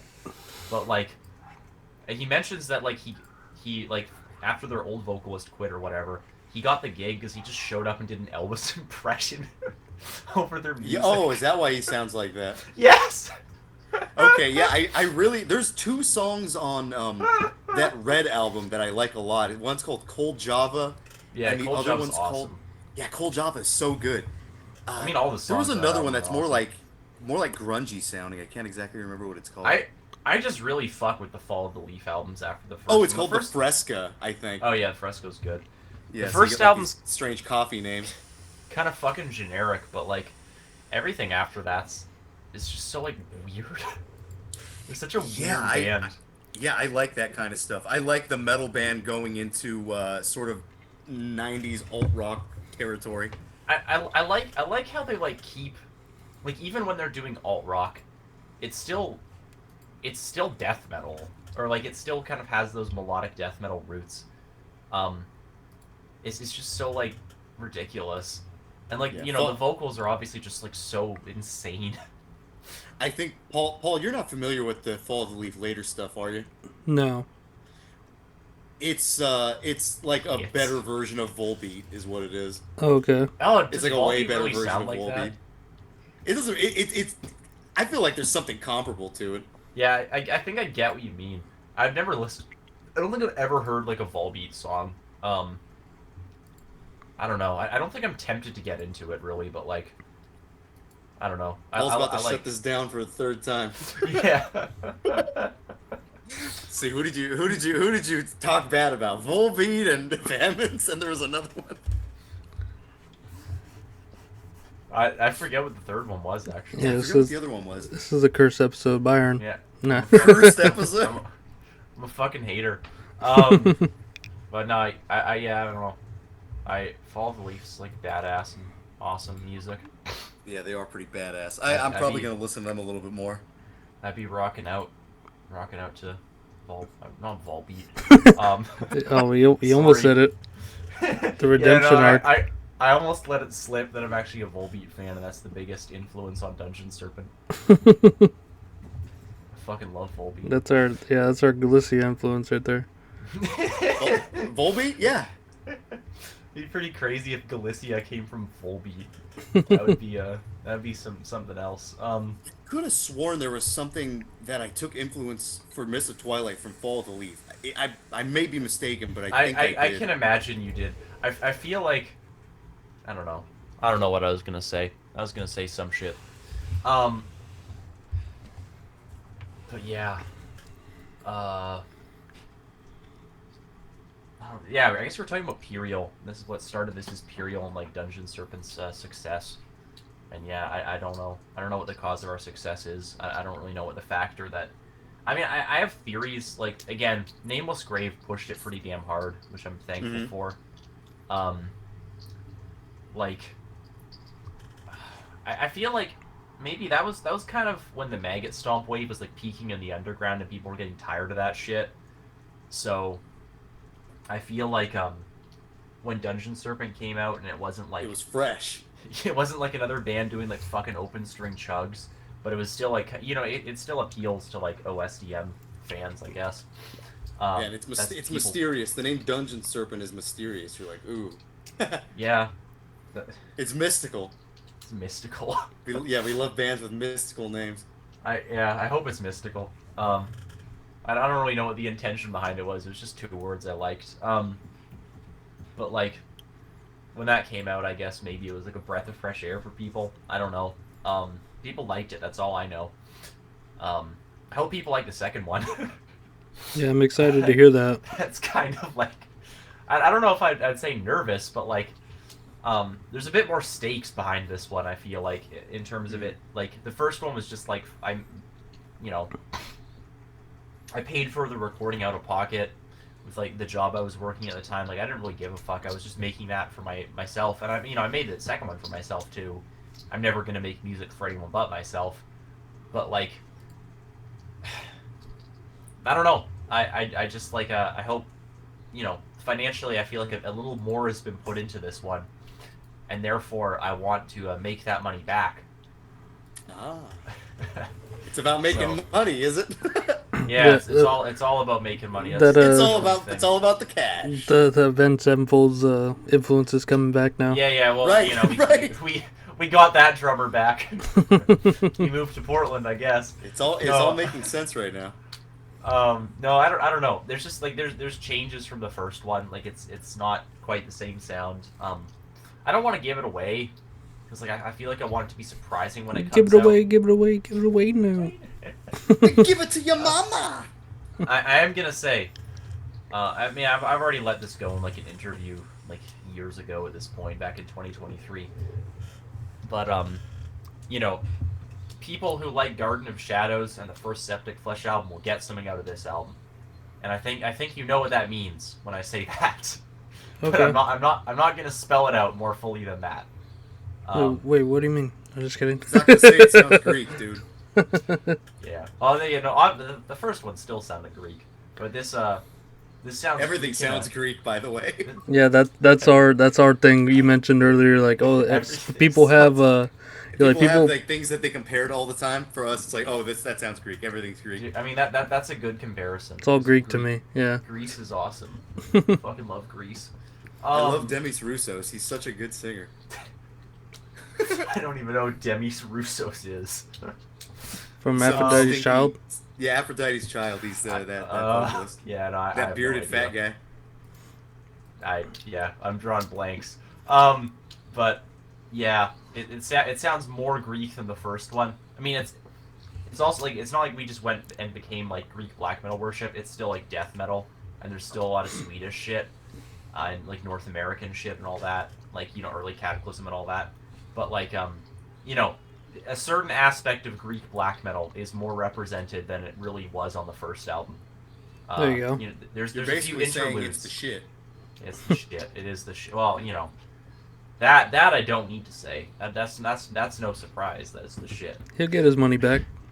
I better get my money back, or I'm gonna go break people's kneecaps who bought World of Sorrows but didn't buy the second one. I misheard you right now. I thought you said rape people. No. I think you said break people's kneecaps. No. I said break people's kneecaps. I did not say rape people. Yeah, there's a hard B in there. Break. Yeah, break people's kneecaps. I'm breaking kneecaps. I'm getting or involved B in a with the hard mob. K. But no, yeah, it's more Greek. We're getting more Greek than ever, than anyone has ever been before. All right. Well, with that, well, I was gonna want to take a. Oh, go ahead, Paul. I was gonna say, last thing, I guess. What was or how was it being on the Hessian firm interview with Nick? God, that was a very awkward interview. I didn't know the camera would be on. We have a dungeon serpent. Why did you make him sound like King Julian? Yeah, I didn't know he was recording the camera, so I was just kind of like awkwardly looking at the floor and shit. Well, we got your cam on right now too, so yeah, we're looking at you. You're new, right? Yeah, I'm butt fucking naked. Yeah, eating Cheerios naked. Did you hear what Arawn said? I'm butt fucking. Yeah, I'm butt fucking. Butt fucking raping people? My goodness. Yeah, I'm a horny motherfucker. No, it's Bruh. that was a kind of Bonk. That was a kind of awkward interview. I forget what he even asked me. I don't rewatch it because it's so embarrassing. That's probably on the same level of embarrassing as the Revelation live footage. I was hyped on that. I was like, oh yeah, this one came out. All right, let's see. And then it was like 20 minutes. I was like, oh, what? What happened? I don't really remember what he asked me. I don't remember it being much like super significant. You're safe here, man. At one point, I just kind of it's safe here, man. At one point, I just kind of awkwardly like said I didn't like Clayman, even though I did like Clayman. I don't know. I didn't really want to like argue it. I was just like, yeah, whatever. The vocals on Clayman are stupid. Like that was an album I would like listen to constantly back then. I don't really know what I was doing. That was a really weird interview. We love Nick. We love Nick here. We love Nick. We're just doing a little ball busting. That's all. Eshin Firm has put out some pretty good stuff. Yeah. Yeah, Precipice and yeah. Your album first. Name one. You fucking name one. yeah, all the other ones. Precipice, and the other ones. No, like Mephitis, Polemicist are both pretty good. Yeah, Polemicist is good. A Pocatatastasis. Mm-hmm. Yeah. I liked the new Apocatastasis. Yeah. The first one I did too. It was cool. It was like Eucharist. It was way better than the first one. Sounds like Tony could say that. Apocatastasis. But yeah. Apocatastasis, that's cool. Yeah. I bucket the stasis. Hey, I'm fucking walking here. I remember I used to sometimes whenever the subject of New York would come up around Repenter, I'd go like, New York, baby, and she'd get so pissed off at me. I don't know why. I guess she just thought it was really annoying. So, if you're listening, New York, baby. That's New York for you, baby. Fucking New York. That is pretty fucking annoying. Yeah, it's pretty fucking annoying. Hey, fuck you, buddy. Why don't you go join her band? I hear she needs a drummer. You can hate New York impressions together. You're two peas in a pod. Well, with that, let's take a little break. Let's take a little break. We'll come back. We'll listen to Josh's new EP. All right. Well, Josh we'll and the Band be. of Ghouls. No, not that Josh. Black Josh. Oh, damn. Oh, Black Josh. Mm-hmm. That sounds like a fucking pirate. No, he's just black. Oh. Yarr! Me be Black Josh! Anyway. We'll be right back. All right, we're back. I thought we were back this whole time. No. I said let's get into it now. But yeah, normally we have a record to, talk about and blah blah blah. But I'll repeat myself. we had something fall through. Dungeon Serpent, kindly enough put some clothes on and then that's your cue. No, I didn't. Oh, my cue. Still naked.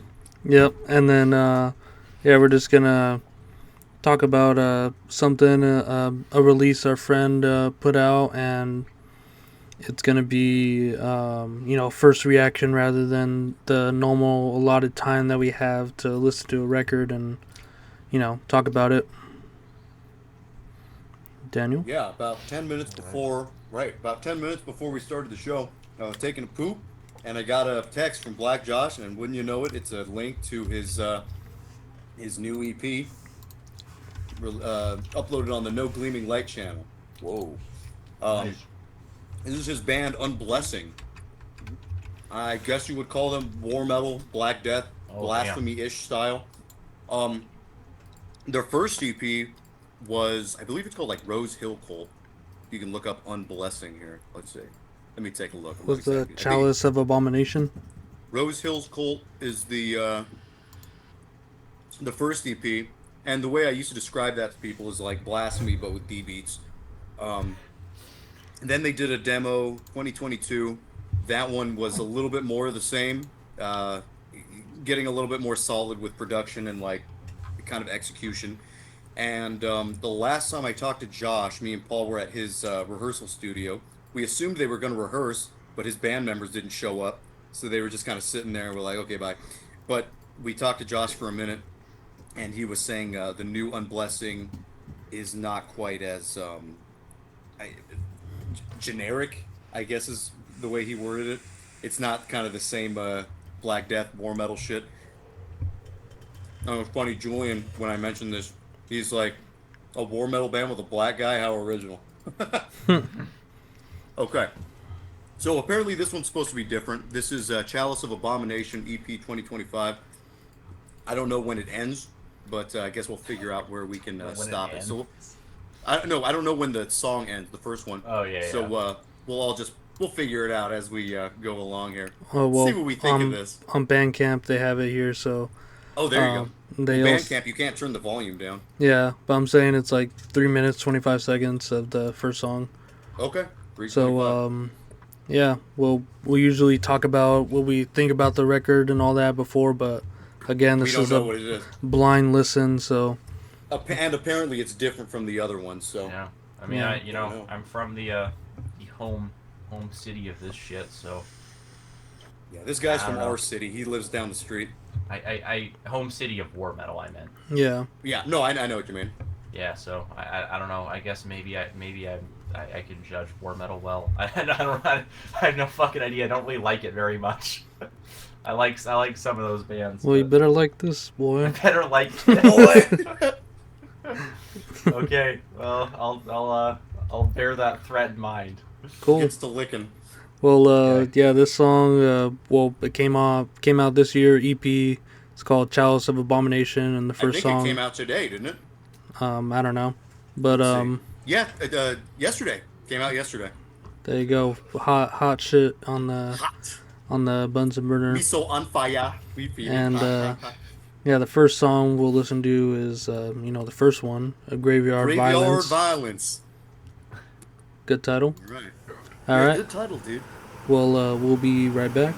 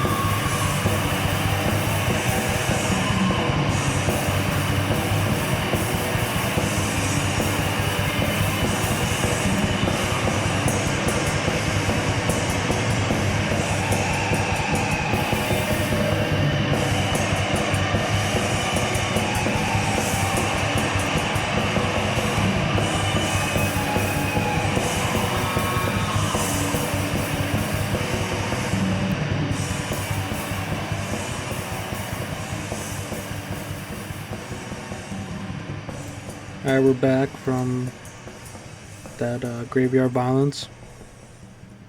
Forgot Yeah. that Josh had offered me a job to play guitar live for this band, so I may or may not be joining this ensemble here. Well, it's pretty primitive.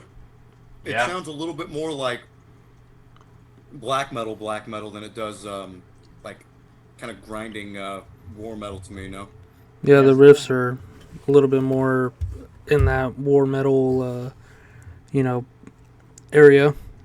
It's a little more like No, a I meant cult like the riffs are sounding, I kind of like, guess. what's that? It's a little more like a cult sounding, I guess, than like blasphemy. I don't It know. it, it's kind of more like I don't know, the way it plays is more simplistic, like actual black metal rather than Yeah. war metal shit.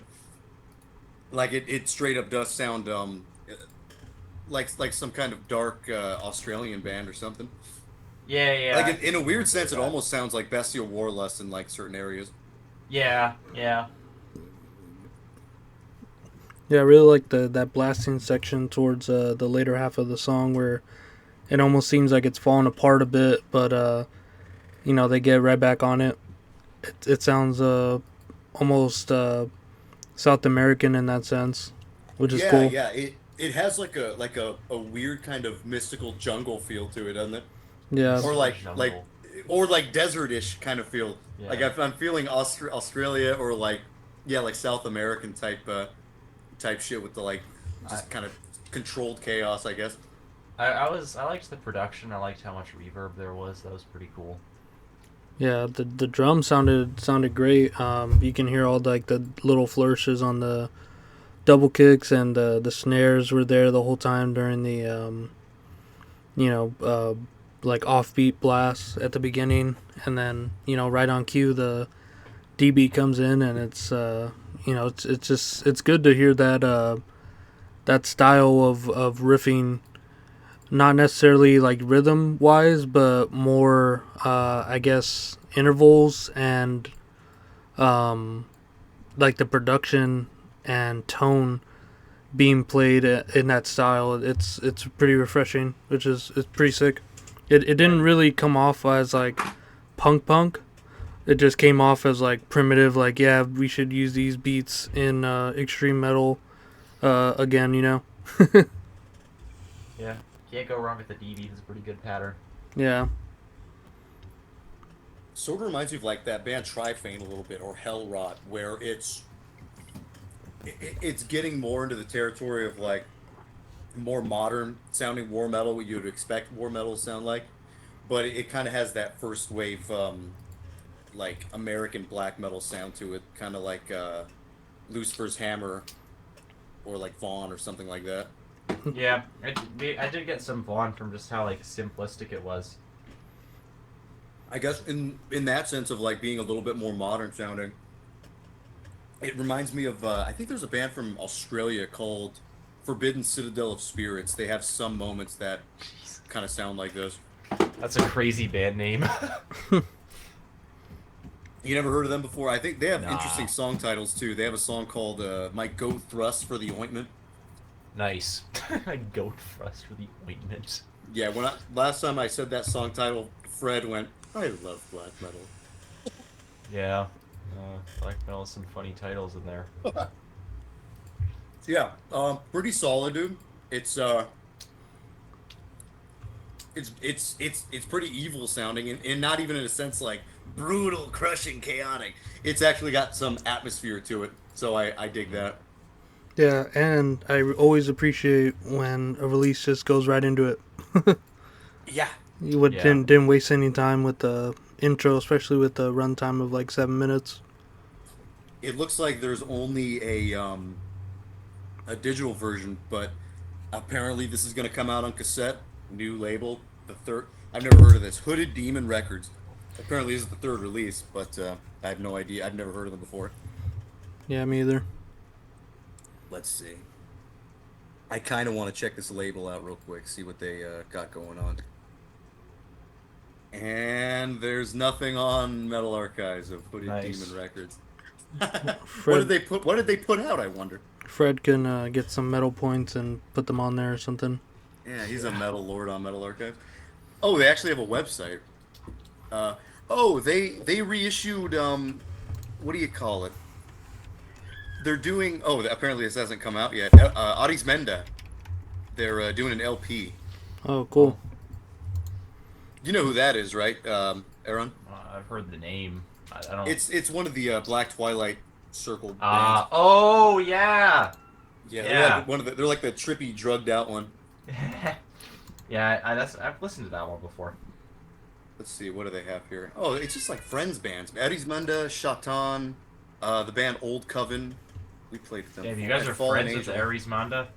Or whatever? No, we were friends with Old Coven and Fallen Angel is a friend of mine. And a guy named Caesar. I think it's the same Fallen Angel. Interesting. Hmm. Huh. Okay, so it looks like they're releasing just like dark black and death metal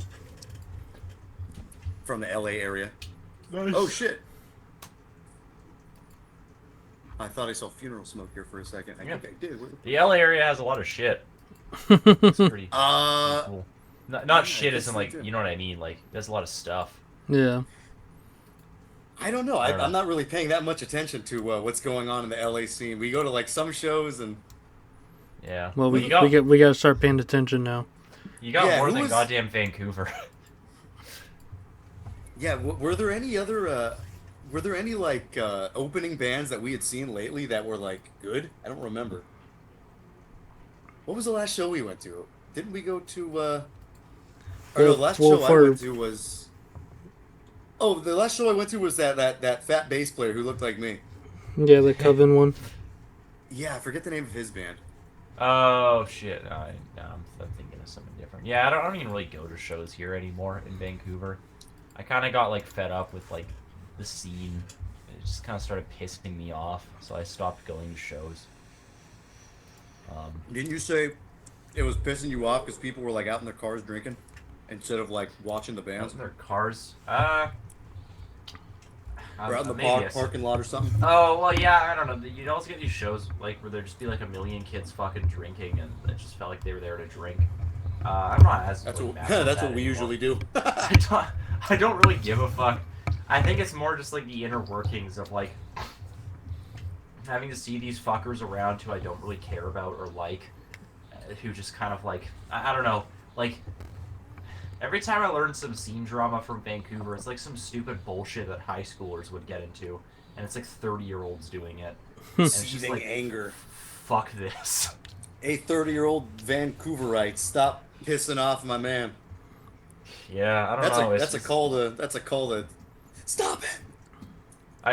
Yeah, that's just like there's other shit too that I'm just like tired of, and like there's not really. I think I realized I didn't like shows. Like I didn't like going to most things. Like, you know, I'd go to, you know, there'd be like some fucking band I've never listened to really who'd come through town, and it's like, oh well, whatever, it's a show, I'll go to it. And I'd go and it just like suck. So now it's like my rule of thumb is like sometimes I'll see my friends' bands live. You know, if I think, that sounds. And be like, bad. yeah, But, man, you know, that was good. Old no, I mean, school. I feel like I have a lot of friends who play in good bands. I'm lucky for that. But like, you know, so I'll see them live when it's like a decent bill, or like if it's something I really like, I'll go see it. Like this has not been announced yet, so maybe I shouldn't say it. In fact, I won't say what band it is. There's a band who put out an album I really liked last year, and they're coming through town in February, and yeah, I'm gonna go to that because I really liked their album. But you know, like you can't there say was the some, album. like, well, I just don't want to say the band because like this hasn't been announced yet. I don't want to jinx somebody else's shit, you know. Yeah. But I'm sure it'll be announced soon. But like, sorry. Nice. The hell was I that? don't know. There was Creaky like door? some fucking war metal band that came through recently, and I was like about to go see that, and it's like, no, why the fuck am I gonna go do this? Like, I don't like this band. Like, you know, that's kind of what I'm getting at. Is like I'd go to shit where it's like some band that's kind of hype these days, and they'd come through town, and I'd just go for the sake of going, and it would suck. Like, not even the band would suck, just like the act of being at a metal show would suck. I don't know. I guess you know this, Dan, because you know you've known me since high school. But like I didn't really have IRL metal friends in high school. I didn't really have IRL metal friends until like significantly until like 2020, even then like more 2021, 2022. So like the idea of like there being a scene where there's just a whole bunch of fuckers who like this stuff like hanging around is very alien to me. Yeah. And I've realized like I just don't get a lot out of it. Like, you know, I'll hang around people and all that, but no one really wants to. There's very few people who want to start bands with me or anything. So I'm just kind of hanging around. Like, I don't know. I don't drink, you know, so just hanging around a bunch of people drinking, like stone cold sober. And Yeah, it's that just, now like, that sounds fun. Now that sounds alien to me. really boring. So you know, I've sort of resigned from everything, is what I'm getting at. Do you see Hope at shows? Isn't she? Oh she's in yeah, your I see neighborhood, Hope isn't she? around. I see Hope. She's around. your IRL friend. Yeah, she's my IRL friend.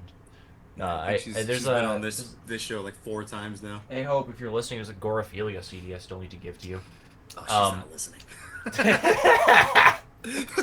Shout out, she is. Shout out Hope. Hopefully, Yeah, she hears that. Shout out Hope, Mhm. hopefully. No, but yeah, I'll see her around. But yeah, I don't know. I just like, I don't know. I just kind of got real pissed off about stuff last year and just felt kind of done with everything, and just stopped really going to shit. And I think that's a a trend I want to continue. I kind of want Being pissed. Oh yeah, of course, being pissed. No, just like kind of, just having that standard where it's like, I do shit if I want to do it. It's the same thing with playing shows. Like, I'll get offers and it's like, I don't like your band. I'm not gonna play a show with you. Yeah, I think we're a little bit more liberal when it comes to that stuff. We're like, we'll play anywhere. Yeah, I mean that's how I was when we started out. There's definitely a few bands I played with who I'm like, yeah, whatever. I don't. See, really we're like late their music bloomers that here. much. But like now I feel like Dungeon Serpents, like we can play live. I feel like we've established ourselves a little more. So now it's like, yeah, like we're gonna take what we want as opposed to like just whatever we can get. Especially because we can't just take anything. We have a drummer from the States. Like, I don't know. That's a... When I've taken the bus ride, it's like 10 hours with stops and shit and traffic through Seattle. In driving, I feel like it's 6-8 hours. That's a long drive, Like, that's not something you're making out for bands. Yeah, that's alien to me too. I ain't never taken no bus. Yeah, I don't have a driver's license right now, so I kind of have to. Right. But yeah, I don't know. I don't know where we were coming from with that. That just kind of happened. But we should probably get into the next song, huh? There's only 2. Fuck yes. Yeah, let's listen to the last one. Let's see how the 2 differ. This is the self-titled off of the EP Chalice of Abominations. Shit, I closed the window. Whatever. So Everybody knows chalices are black metal, dude. Yeah, chalices are awesome. I love chalices. I like this album art. I will say that it kind of reminds me of that Mutilated from France album art. It's pretty dope. Oh yeah. I've never listened to that demo ever. It's good stuff. It's kind of like Necrovore-esque, Okay. not Kafka-esque. Kafka-esque. Well, Yeah, turned into a bug. we'll be right back.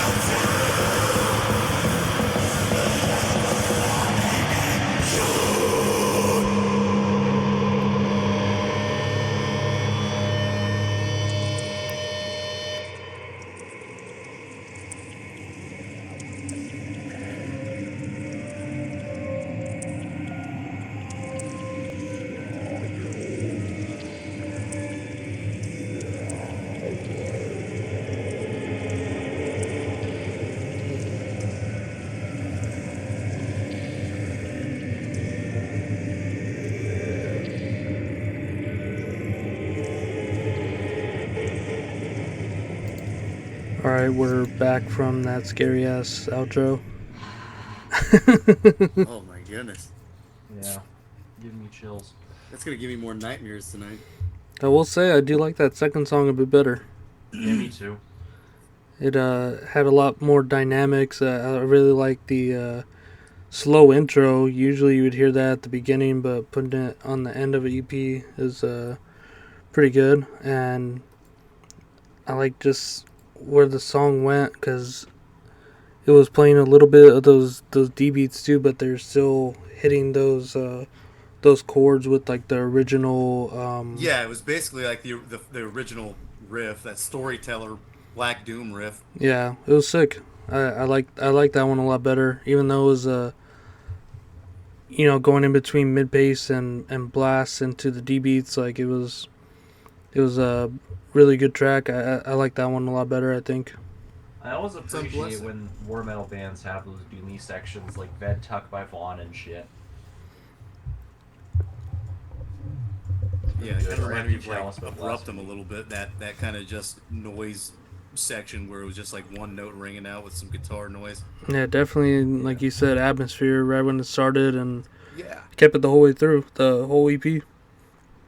Yeah, vocal dynamics are cool. It's it seems like this band doesn't want to be as chaotic as well, just like as possible. It's more interested in kind of building that slow just kind of building with like the most primitive tools basically, which is cool. Yeah. So yeah, I dig it. Josh, I dig it, and I'm ready for the job whenever you'll have me. Yeah, very very good. You can do all the dive bombs and stuff. I'll have to grab my Jackson with that setup. Yeah, that was I a good forgot that track. I'm missing a guitar player. It's been a hot minute Solid. since I've ever done a dive bomb. Me too. I never do that. I'm not really much of a soloman. Not much. I mean, you hear them on the first Dungeon Serpent album. I just use them to end solos usually, but I can't really do them live. Like, it's too much shit to do. I don't think there's any on the next album. Like, I don't think there's gonna be a single dive bomb. Oh, come on, man. man. Just kidding. Who knows? Maybe I'll change my mind, but I don't feel like there's a lot of space for them, really. Yeah, there's a ton here. Yeah, there's a bit more space in war metal. I feel like it's a bit more of a spacious genre in some ways. But yeah, Yeah, solid EP, solid Solid. 7-minute EP. If you don't like this, then get out, Hoagie, or J-Dog turned fucking Hoagie. yeah, it's kind of funny. 7 minutes is like the average Dungeon Servant song. Yeah. We could put out a one-song EP if we wanted to, I guess. Yep, very good, Josh. Wish Very I could good. have heard this rehearsal, but Yeah. it's all right. It's all right. We heard it now. We persist. Yeah, I've only ever sat in on one rehearsal. I don't know. Those don't really happen to me often. Yeah, same here. Yeah, it doesn't really happen. Like, who invites you to rehearsals? I'll invite people to rehearsal, or a lot of time people just invite themselves to my place and they just show up. I guess that's what you gotta do. I don't know. It's kind of Yeah, what I did the show one up. time. Is like I work down the street from where a lot of my friends rehearse. Sometimes I'll see them, and like they were rehearsing for this death metal band they had in Cinerus, and I just saw them and like they were saying we're all rehearsing for Cinerus. I'm like, fuck it, can I watch you guys rehearse? Yeah. So like I gotta see him rehearse. I was gonna see their first show, but then like it was at a bar and I forgot to bring my ID with me, so I wasn't able to go in. Oh Dang. man. But I managed to see him live. So I saw him live once in rehearsal. They were pretty dope. Nice. Then they fucking broke up because the drummer like went and did some shit that was kind of fucked up, and they couldn't fuck with that. So Damn drummers. band ended. Yeah, damn drummers. But yeah, I don't know. Rehearsals are dope. I miss doing them. I mean, yeah. Last time I rehearsed. Oh, actually, last time I rehearsed was 2 days ago, but it was with a band. It was with like a fucking deathcore band. I didn't realize you were a deathcore fan. I wouldn't say fan. You're just kind of doing it. Just a I just- deathcore man. I just play in one for fun. The drummer who filled in for us invited me to it, and I was just like, I mean, it's like kind of earlier. It's still not really the kind I love. Like, MySpace deathcore. yeah, yeah, it's what it is. It's like the Waking the Cadaver, dude. no, not Waking the Cadaver. Like the melodic stuff, like As Blood Runs Black or whatever. Oh, they aren't that bad. No, yeah, see, those bands are fine. It's not what I love to do, but it's been a good excuse to use up some old like fucking At the Gates style riffs, you know, like Slaughter of the Soul riffs I have. Yeah, they straight up do have that. I didn't even notice that, or I didn't even realize that until like recently. I saw a rehearsal of As Blood Runs Black. Yeah, there's that. I was like, hey, these riffs are kind of metal. Circling around. But yeah, no, I like I don't know. There's some fun riffs. You know, it's fun just playing like stupid open string breakdowns. It's not really what I do in Dungeon Serpent, like, but you know, it'll be fun to play live. I think that's kind of the point of the project, is that we're just gonna fucking play live. Like, I don't know, people kick each other to it. That's pretty badass. That's what you like to do. You know, me and Paul always talk about this. He brings up, it's like, well, if we weren't doing music, it's like I'd just probably be bored, in the house. Yeah, just like, I don't know. I can respect the hardcore moshing shit. Like, it's kind of funny that people just like, they're not funny. It's just kind of awesome that people like kick each other in the face to music. That's like, I don't know. Metal's supposed to be like violent, extreme music, so I don't know. It's kind of cool. Yeah, if somebody did that during our set, I'd be happy. Yeah, I honestly, for the next Dungeon Serpent album, I was kind of because early on into writing it, or like kind of when I was finished writing World of Sorrows and starting to write some of those songs, I was listening to a lot of like brutal death metal, and like I kind of wanted to have like some slams and shit on the album, and I kind of wanted to have it so there'd be parts where people like fucking kick each other. Hopefully, I don't think it's gonna happen. Like, we're playing metal shows, people don't do that because I don't know, metalheads are too lame to put their money where their mouth is a lot of the time. Maybe you'll get some good shoves or something. Yeah, I mean, I'm friends with some of the hardcore bands and shit here. There's like one I want to play a show with. I'm sure if we could play that, maybe some people would kick each other. That'd be cool. I don't. You always hear those stories about like how, you know, people go to Morbid Angel shows back in the day and like, you know, kids would lose their teeth and shit. I mean, you know, it'd suck if it happens to you. Like, I've gotten kicked in the chest. It's not very. But at the same time, it's like, I don't know. It's a genre called death metal. It shouldn't be fun. Yeah, it's different, you know, from you know, it should be like from the stage to in the pit. It's just a different perspective. A genre like death metal, I feel like should, you know, there should be some risk to death metal. One dead guy per show. One dead guy in the pit. That's how it ends every time. I mean, it's death metal. There should be a death toll. That's all I'm saying. But no, I don't know. It's just like a. It's like flag for a call to action. Kill one guy per show. We need to just start doing beatdown covers on stage. I think that'd be pretty awesome. It's just like some guy's fucking carcass laying there while everybody's getting a drink.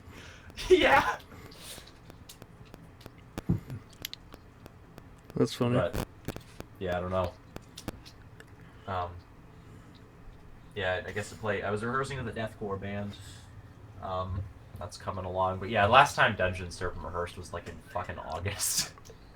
Because I just have to go down there, you know? It's a long-ass bus ride. So I just go down there and stay for a few days. And that's the rehearsals. Like, we'll rehearse for like 7 hours. It's nice. pretty brutal. Sounds awesome. But yeah, I don't know. I'm trying to get some shit started up in Vancouver to play live more that isn't deathcore. Something a little more like up my alley fully. I don't know. I already mentioned I played drums in a band called Doom Brigade, which is like, I don't really know. The guitarist described it to me as like thrashy autopsy. It doesn't really like it. It sounds like Sacrifix kind of actually. It's like Sacrifix if it was written by retards. That's the best way I can describe it. That sounds pretty cool. No offense, Matt. You're not a retard. It's okay to write like a retard. It's just it is. It's awesome to do that.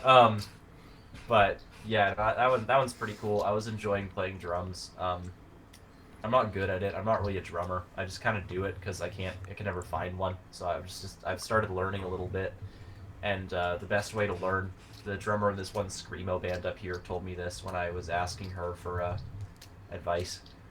She said just like play and shit, and it like kind of forces you to be better, which Yeah. that made sense to me. It's like I don't know if you have to like if I'm just sitting there doing rudiments or like doing AC/DC songs on my own, I'm not really gonna feel that motivated. If it's like I have songs I'm writing myself, or like that I think are badass, and I'm in the room playing like metal that I like, I'm gonna be a lot more motivated to actually do shit. So that's how I do drums. Well, yeah, that's how I learned for sure. I was just playing with Dan, and I didn't know how to play drums for shit. But then I just did it, and then that was it. Yeah, now he's pretty fucking good. You just gotta I don't know. I mean like 'cause that's how I did guitars too. It's like I got the inspiration, and like I just got to that. I feel like you hit that point with any instrument where you can, for me, where I can start writing my own songs on it. And I think that's the really important point. Because I've never really been that big on learning other people's music. I'll learn bits and pieces. There's not really many full songs by other people I know how to play on guitar really consistently. I don't know. I don't really care. Like, I just want to write my own music. Yeah. I think that's a lot more interesting than learning other people's. Yeah, same here with drums. Like, even when I do cover songs, I'm like always doing something a bit different, so it's like more I guess filtered through my playing style, so it's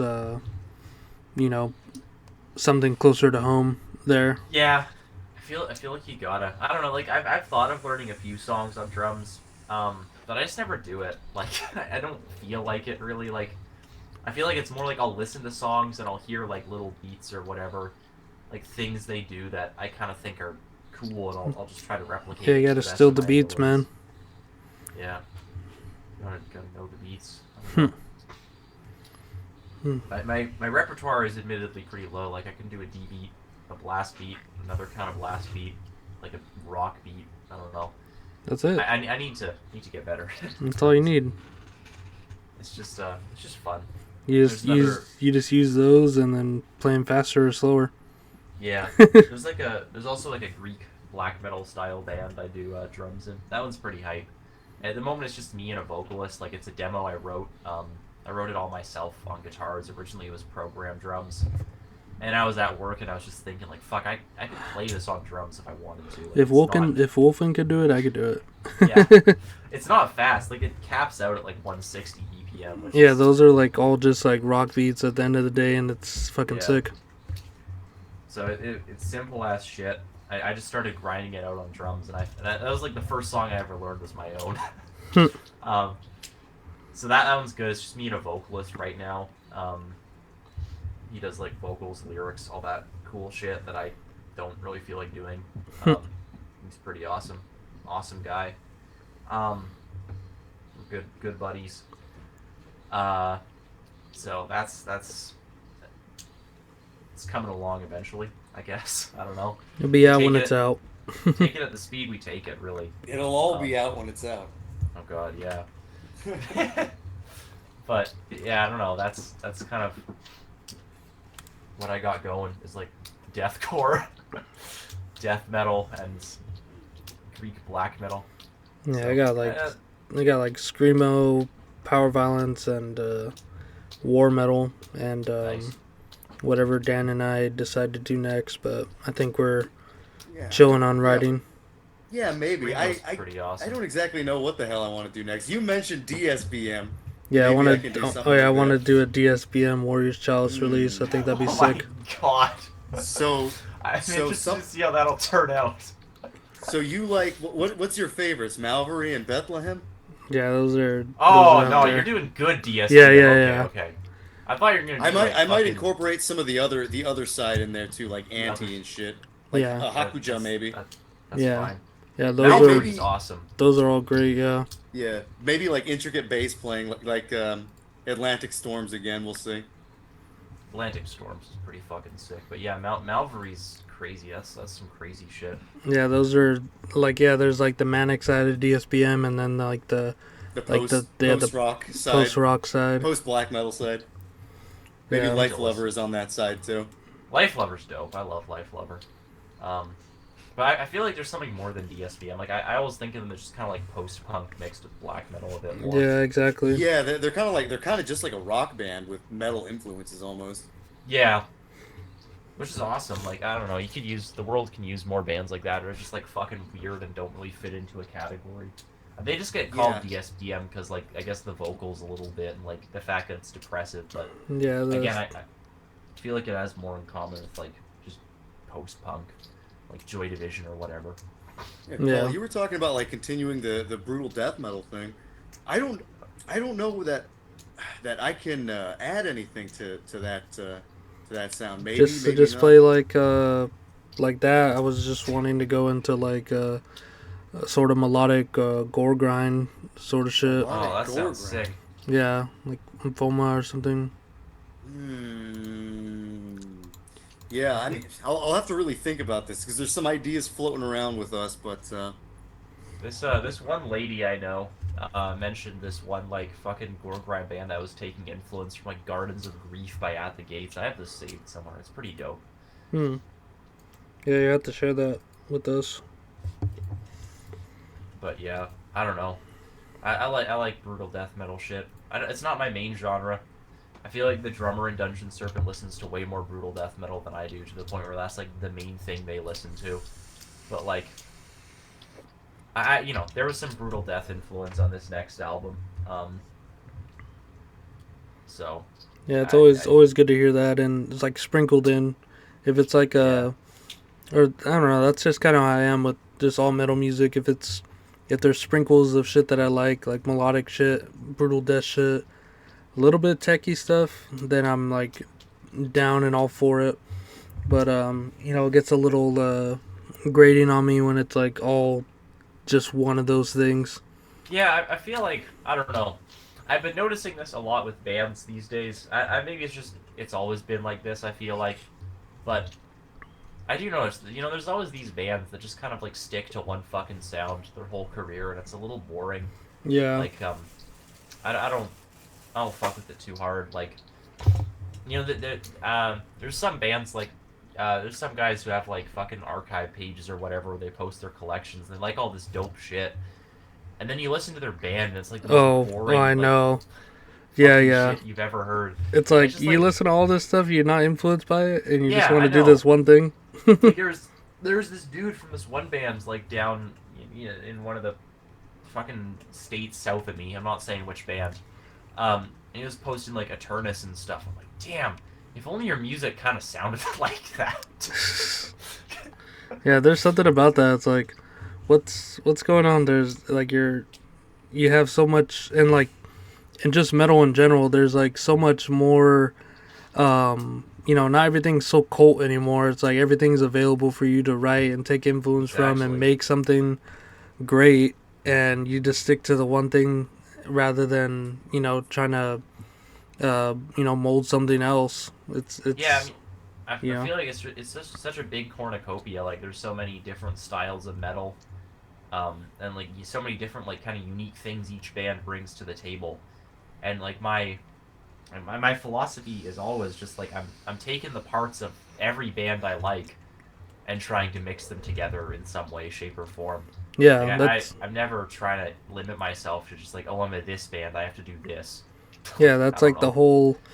Fuck that. It seems like with Dan and I's whole writing career, it's like we started off with a band that did a song in a different genre. Like every song was a different genre with Droom. Was that Droom? Okay. Yeah, and then now we're like full circle where every song with Galicia is like taking from everywhere and anywhere, and putting them not so much separated each song, but just incorporating and like woven that together into one particular style, which is just metal in general.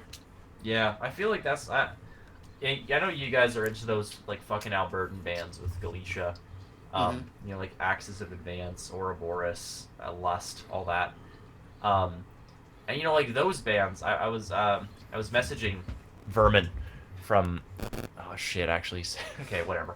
I was messaging Vermin on Facebook, and I just asked him like what their influences are, and like there's like shit like Motorhead in there, and like Axis of Advance and Sacramentary Abolishment don't sound like Motorhead, but like those bands back in the day, like you just took what you had and you made what you wanted to, as opposed to like having to reference like this scene or that scene or whatever. Yeah, it's weird because like a lot of those bands, like you can come to the same conclusions. It's like, all right, I think it's with the older bands, it's a bit more work to do because they had such limited resources to make something creative and original. Whereas like you have the whole fucking metal, you just You say have the every archives, band everything, everywhere. available to you now.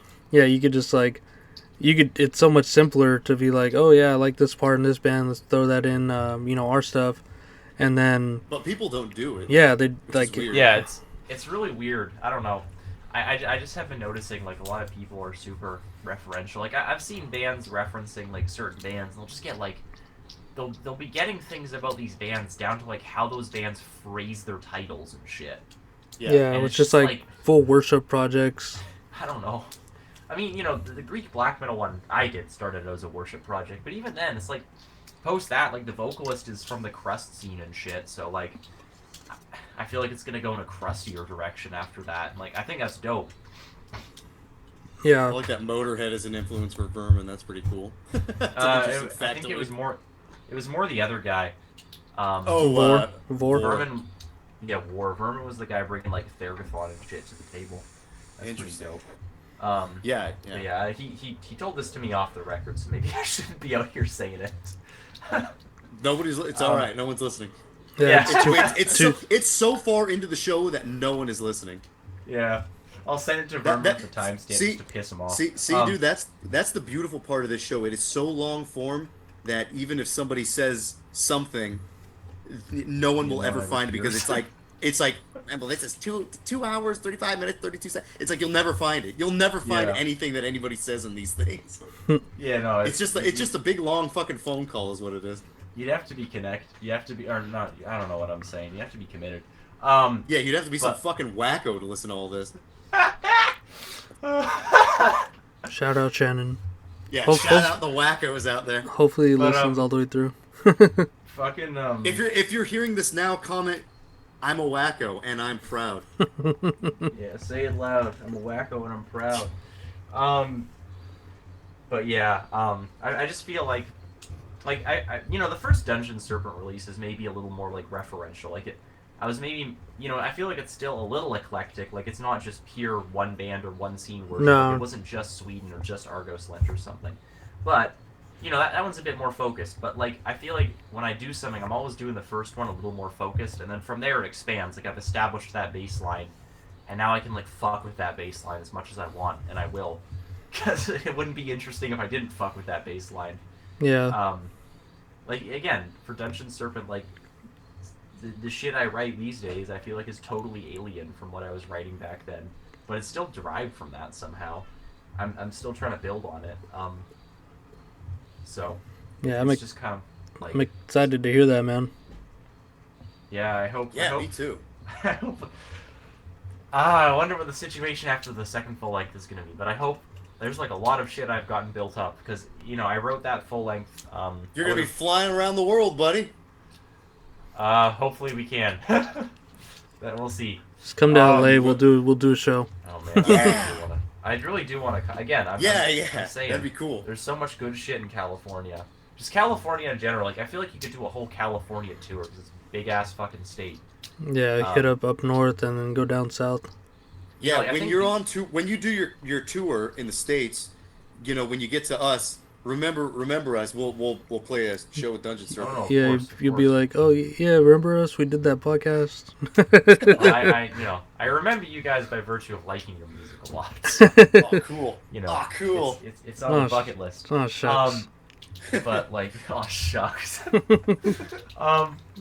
Yeah, like, what was I saying there? But no, it's just like We I like your would've- music too, man. Thank you.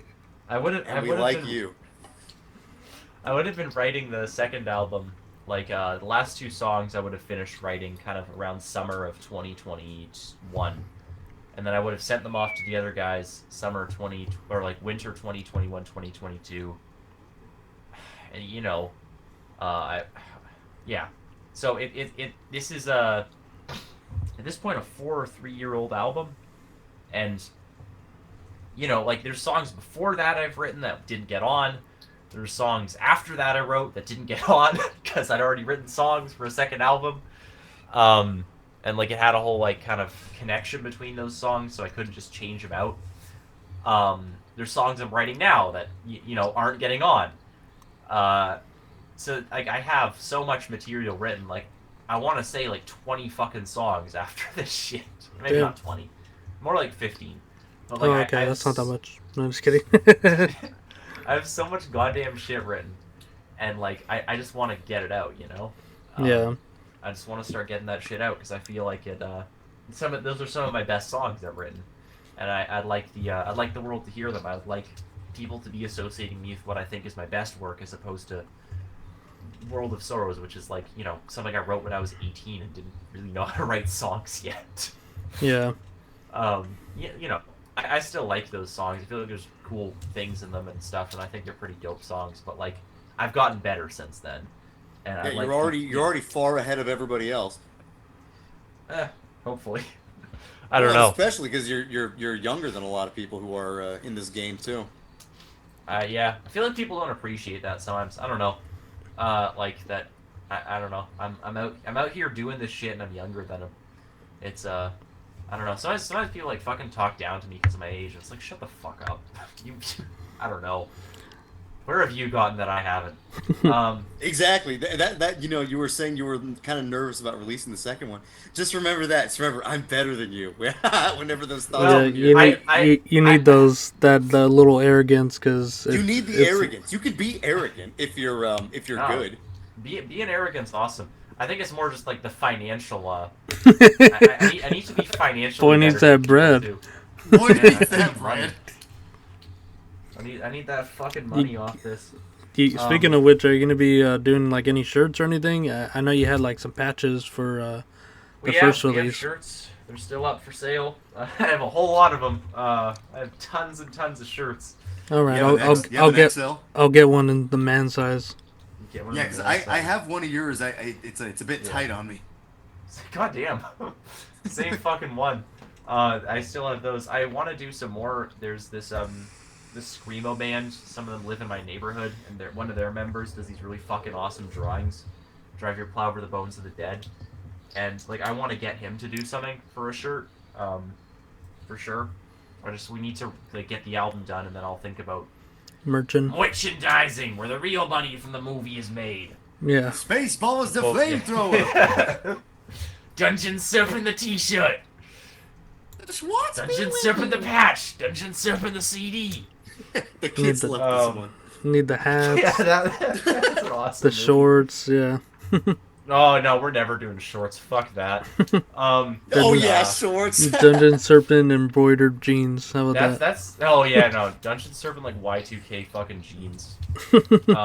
Dungeon Serpent apple bottoms. That's gonna be a thing. Nah, like when Maggot Stomp bands do those fucking shorts, that's the corniest shit ever. I hate that so much. You know, It's if Maggot extreme. Stomp It's extremely could get zoomer lamer- to be wearing those kinds of shorts. It is. It's so stupid. I hate it. That's like the one part of my generation I don't like is like Maggot Stomp. But you know what's horrible about the maggot stomp millennials? They'll be wearing like clear rim glasses. I hate those. I don't know what it is about the clear rim glasses. I can't stand that look. Fucking dumb. Maggot Stomp's weird. I always say this to my friend. It's so bizarre how Maggot Stomp started. I was like OSCM, you know, and now they're just releasing like fucking deathcore, like the really shitty kind. Maybe That one your didn't even know deathcore that. project can be on there. Oh, I mean, you know, I think my deathcore band's a little better than that kind of deathcore. It's not even good. And it's better. But no, I don't like fucking Body Box. That band's dog shit. I hate them. It's like I don't know. Yeah, Maggot Stomp's kind of old news at this point, thankfully. I feel Yeah. like that shit's a little I wasn't even aware that I have no idea what they're doing. Body Box. I'll have to check that out because I don't know what that is. Don't check it. It's really not. I want to check it out. I want to check it out. We'd be like, Fine. yeah, Arawn, he showed us his band. It's not that good. Yeah. Ron said this was good. You can lie. But no, I don't know. Fucking Body Box. It's dog shit. It's really like bad music. It's so like overproduced too. I like it's like deathcore, hardcore, whatever. Like this new wave of fucking hardcore. Even like my hardcore friends don't think it's good. It's crazy. I don't know who likes it. Oh, you know, I'm looking at I just clicked it on YouTube. You know something else about millennials that they do? Bad look. Tattoos on the face. Glasses and tattoos on your face. Are you a nerd or are you a badass? What are you? Yeah, just lame. Tattoos are cool, just not when they're on your fucking face, I think. I have some friends with like pretty cool face tattoos actually, but like depends how you do it. That's the big thing. Like, I don't know, if you're the Body Box guy, you just look like a fucking dork anyway, so it doesn't matter. Like, you could do anything and you look like a dork that way. Looks like that old YouTuber, Kasim G. I don't know that. I don't think Zoomers know what that is. Paul, you don't know who that is, do you? Mm-mm. He used to interview porn stars and stuff.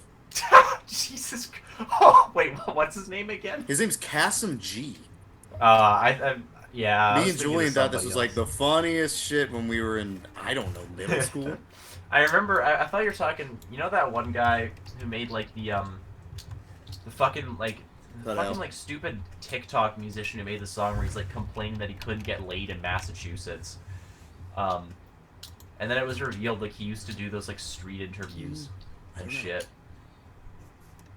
I don't know. The grift is real. Yeah, that's what this guy used to do. He does like street interviews. His videos are called like California on Comic-Con, California on whatever. And then he also had like these porn star interviews. I'd love to just end up in a street interview someday.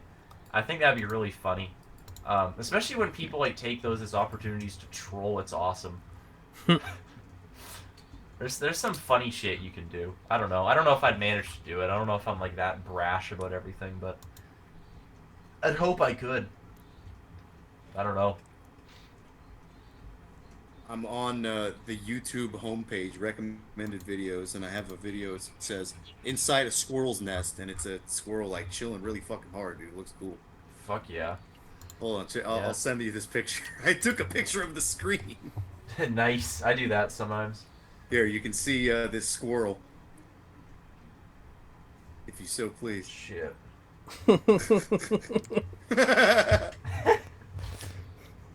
Hey, did either of you know what do either of you like know what Horrified Spirit was? Do you guys remember? Nice. Yes. Squirrel is chilling.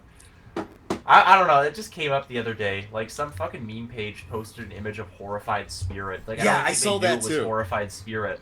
I think it was I saw that like too. Metal Kids. That was a crazy era. I remember being like 16, 15 when that was happening.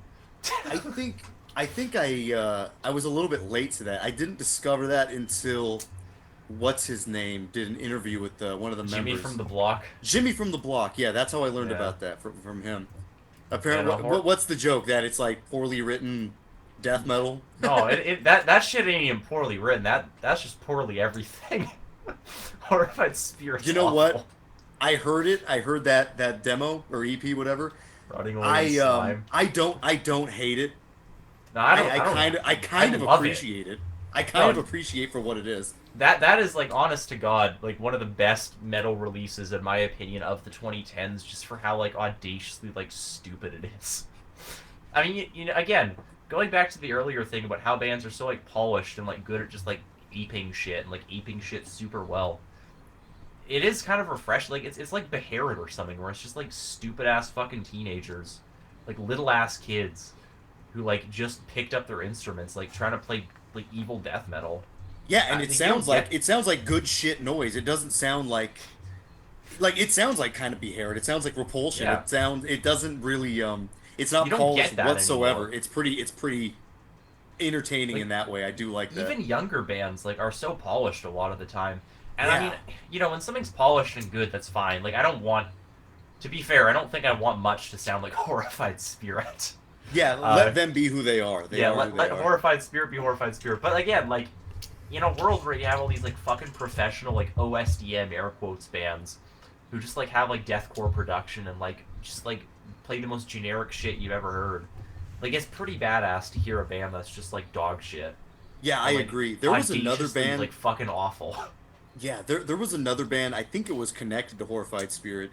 Oh, there's a it's few. not as bad, but it's Is it still Sepsis? kind of no. It's Sadistic Oppressor is the name of the band. Oh, yeah. They That's have this kind. whole, like, they have this whole little Union of Death thing where it's all these, like, kids. Like, there's Yeah. a lot of those bands, too. There's, like, 20 of them. It was crazy. Like, they had this whole little movement going on, and, like, most of that shit's Yeah, but lost media now. they got the fucking spirit right. They like know what's up. Yeah. No, there's one that's still going, Sepsis. I think they're releasing something new, like, soon. But, like, I don't know. Yeah, their first full length's pretty dope. It has this one song called, like, Bonesaw or something. Perpetual Blood Vomit. That's what the song's called. It's kind of dope. It sounds like Eucharist a little bit, almost. By accident. Okay, I think is this the one from California? Yeah, they're from Santa Cruz, I believe. Or, like, fucking San Francisco or something. Okay, But, I know that little circle of like young guy kind of shit bands. I haven't heard of Sepsis. I'm interested to hear it. The new Sepsis is, like, kind of brutal death metal. Like, I feel like Gorgasm is probably the best. It's a little, there's, like, a tiny bit of hardcore-ishness in there. Not Yeah. so bad it's bad, you know? Like, it's just a little bit of hardcore-ishness. You know what? I think I did come across this band. It wasn't there like one guy who was the head of this circle. I think it was the fucking kid from, Horrified Spirit, Tage, who was the head of this circle. Tage. Yeah. Tage Vortex. Does he still do anything? I'm kind of curious. Tage Vortex has dropped off the map. Really? I think he's I don't know. I think he became a rapper. That was the last thing I ever heard of him. That's interesting. But like, yeah, I don't know. Sepsis is pretty dope. I feel like they're the best one of those bands. And the rest of that shit's like lost media at this point. There's like some thrash metal band. Oh, there's two thrash metal bands. One was called Plague, and the other one was called Iron Front. And that one's kind of weird, because back in the day there was this label, Cemetery Horror, that all my friends like. One of my friends was friends with the guy who ran it, and then some of my other friends like put tapes out on it. And he ended up putting out Iron Front, and Iron Front's kind of been getting big. Like, I'll see them on the Bandcamp front page and shit. And it's just weird thinking that they... Actually, no, maybe... okay, no, I don't think Iron Front was actually a Union of Death band. Never mind. Iron Front was just Cemetery Horror. Scratch what I said. But, like... I don't know, yeah, there was Plague, too. They sound like fucking Creator, kind of. That was pretty dope. But yeah, I don't know. I just remember that whole little era of time. Yeah, one thing I can leave you with, since this just reminded me, since we're kind of talking about shit bands, I doubt you've ever heard of this. You ever heard of a band called Jugra from Malaysia?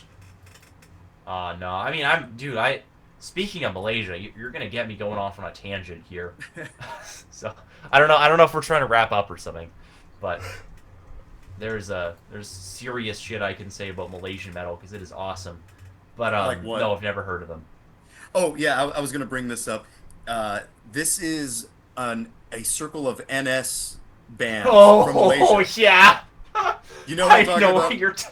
I know what you're talking about. Oh yeah, God. a lot of their stuff is shit, but it's very interesting to me. Like this whole circle of bands. It's really funny how much the Malaysians like their racism. It's very odd, because like, you know, Malaysia's like the brown part of Asia too. Like, you know, so it's just a little funny that they're all like, there's so many of them who are like super fucking into racism. But there are a lot of super dope Malaysian bands. The main one that everyone kind of connects back to is a band called Langsweer. But they have this really cool EP. I've posted a whole bunch. It's called The Eastern Cruelty, and it's like Son of Tifereth, Thy Mighty Contracts type stuff. And like all those bands, I don't know if they were influenced by Rotting Christ, but like goddamn, they sound like Greek bands. There's like a few like more obscure ones, like there's a band called Sarcastic. I've been listening to their demo a lot today, and like it's just like a shitty rehearsal demo, but you can hear it well enough, and it is like the most fucking like badass music ever. It's called Sarcastic No Mercy at All. It's fucking awesome. All right, you're leaving us with some recommendations here because I haven't heard this stuff. Sarcastic. What was that last one called? Sarcastic No Mercy at All. No Mercy. The cover is like it's like a collage of the whatever the classical painting that's the cover of Supreme Immortal Art is called. I don't know the title. And Oath of the Haredi. It's just like those two mashed together, so it's like the most fucking like pagan thing you've ever seen. I heard and, like, 1 second of this. badass. It's already drawn me in. No, it's so good. It is like I'm just gonna send you like a playlist of this shit because it is like holy shit. I don't know. I've been really into this stuff recently, and I feel like definitely in something I make, in like some band I play in, it's gonna be hearable. Like I'm gonna start like. I mean, it's just it sounds like it's Greek, so it might not be that like hearable, but like I'm gonna be fucking putting some influence from this in definitely. Right.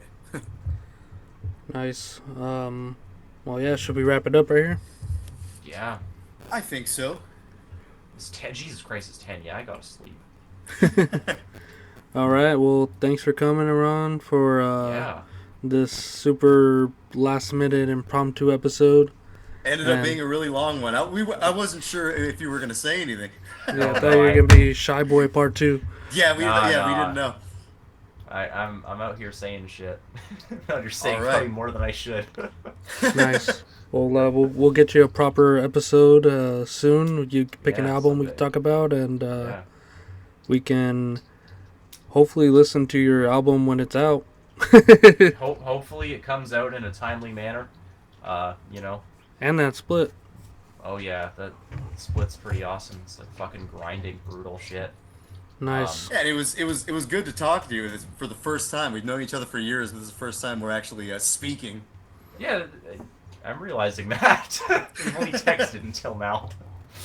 We've known each other for probably that was 7 probably years. strange, huh? Like with the phone call, you're like, what is this about? You're like, why are you calling me, dude? Yeah, it was kind of random. Like, I thought it was just like a drunk thing, but then it wasn't like. I love you, dude. I've gotten butt dialed by a few people. Actually, for the guy we're doing the split with once, because he would just never answer my messages. So like once I needed to know something from him, so I just like fucking called him the second I saw he was online. I'm like, hey man, like, can you give me an answer on this, please? That was I was calling Garrett from Void Ceremony the other day. That was really random. He was just like, hey, like I asked him some question. He's like, hey, can I call you for a second, man? I'm like, sure. We ended up talking till like 1 in the morning. It was pretty badass, or 12. There you go. We'll say 1 for coolness points. Yeah, cool. Points. I think it was actually 12, but yeah. Yeah, no, it was good being on. I enjoyed this. This was a good experience. Hell yeah. Well, night, guys. Yeah, good night. It's good night, Sweet dear dreams. listeners. Now we're back. We got an important announcement. Yeah, there's a big promotion. If you got to the end of this, comment I'm the biggest wacko ever, and you'll get a free Dungeon Serpent shirt. Hell, I'll throw in a CD. There you or go. a tape if you want. All right, that's it. All right. Bye-bye. Let's